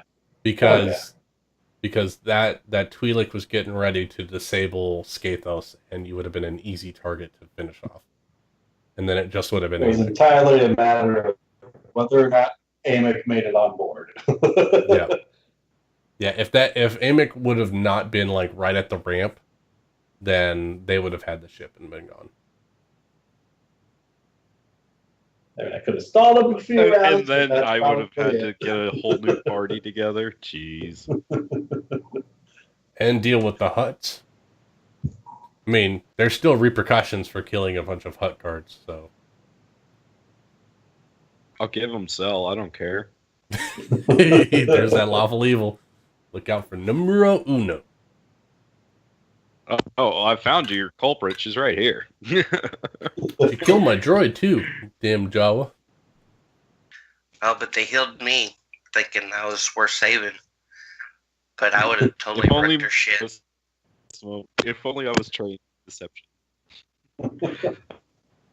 I felt like Yeah. I'm wondering what you guys are going to do about TR-17.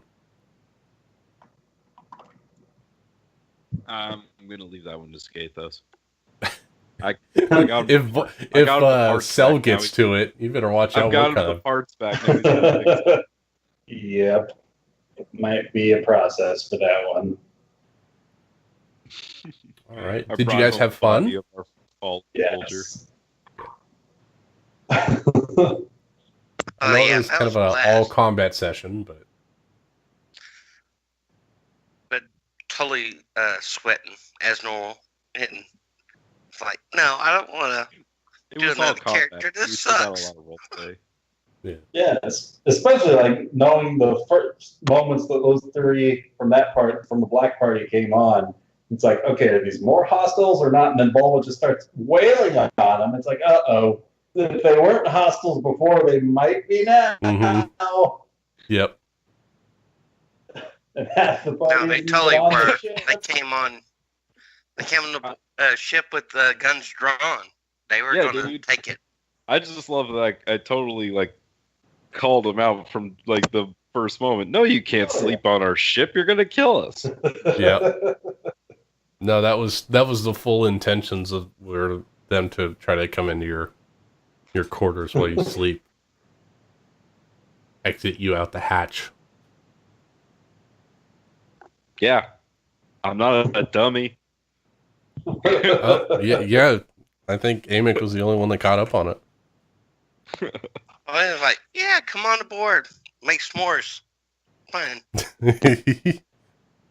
He was like, Now, no. Vol was all sweet on that Authorian.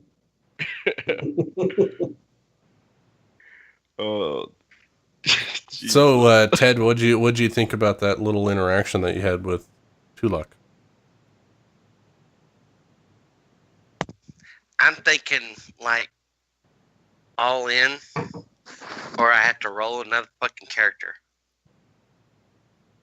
I'll get the full benefit or not, but that was totally cool because I was on the edge and personally, I was invested. I was like, all right, you sure you can have my Jumbie rope tied off real good? That was good. I got to come up with something creative for Cell. I think I'm trying. I think I got something in the works. All right. Well, I'm gonna call it here, and I'm gonna head off, guys. So I'll catch you next week. All right. Adios. See you Later.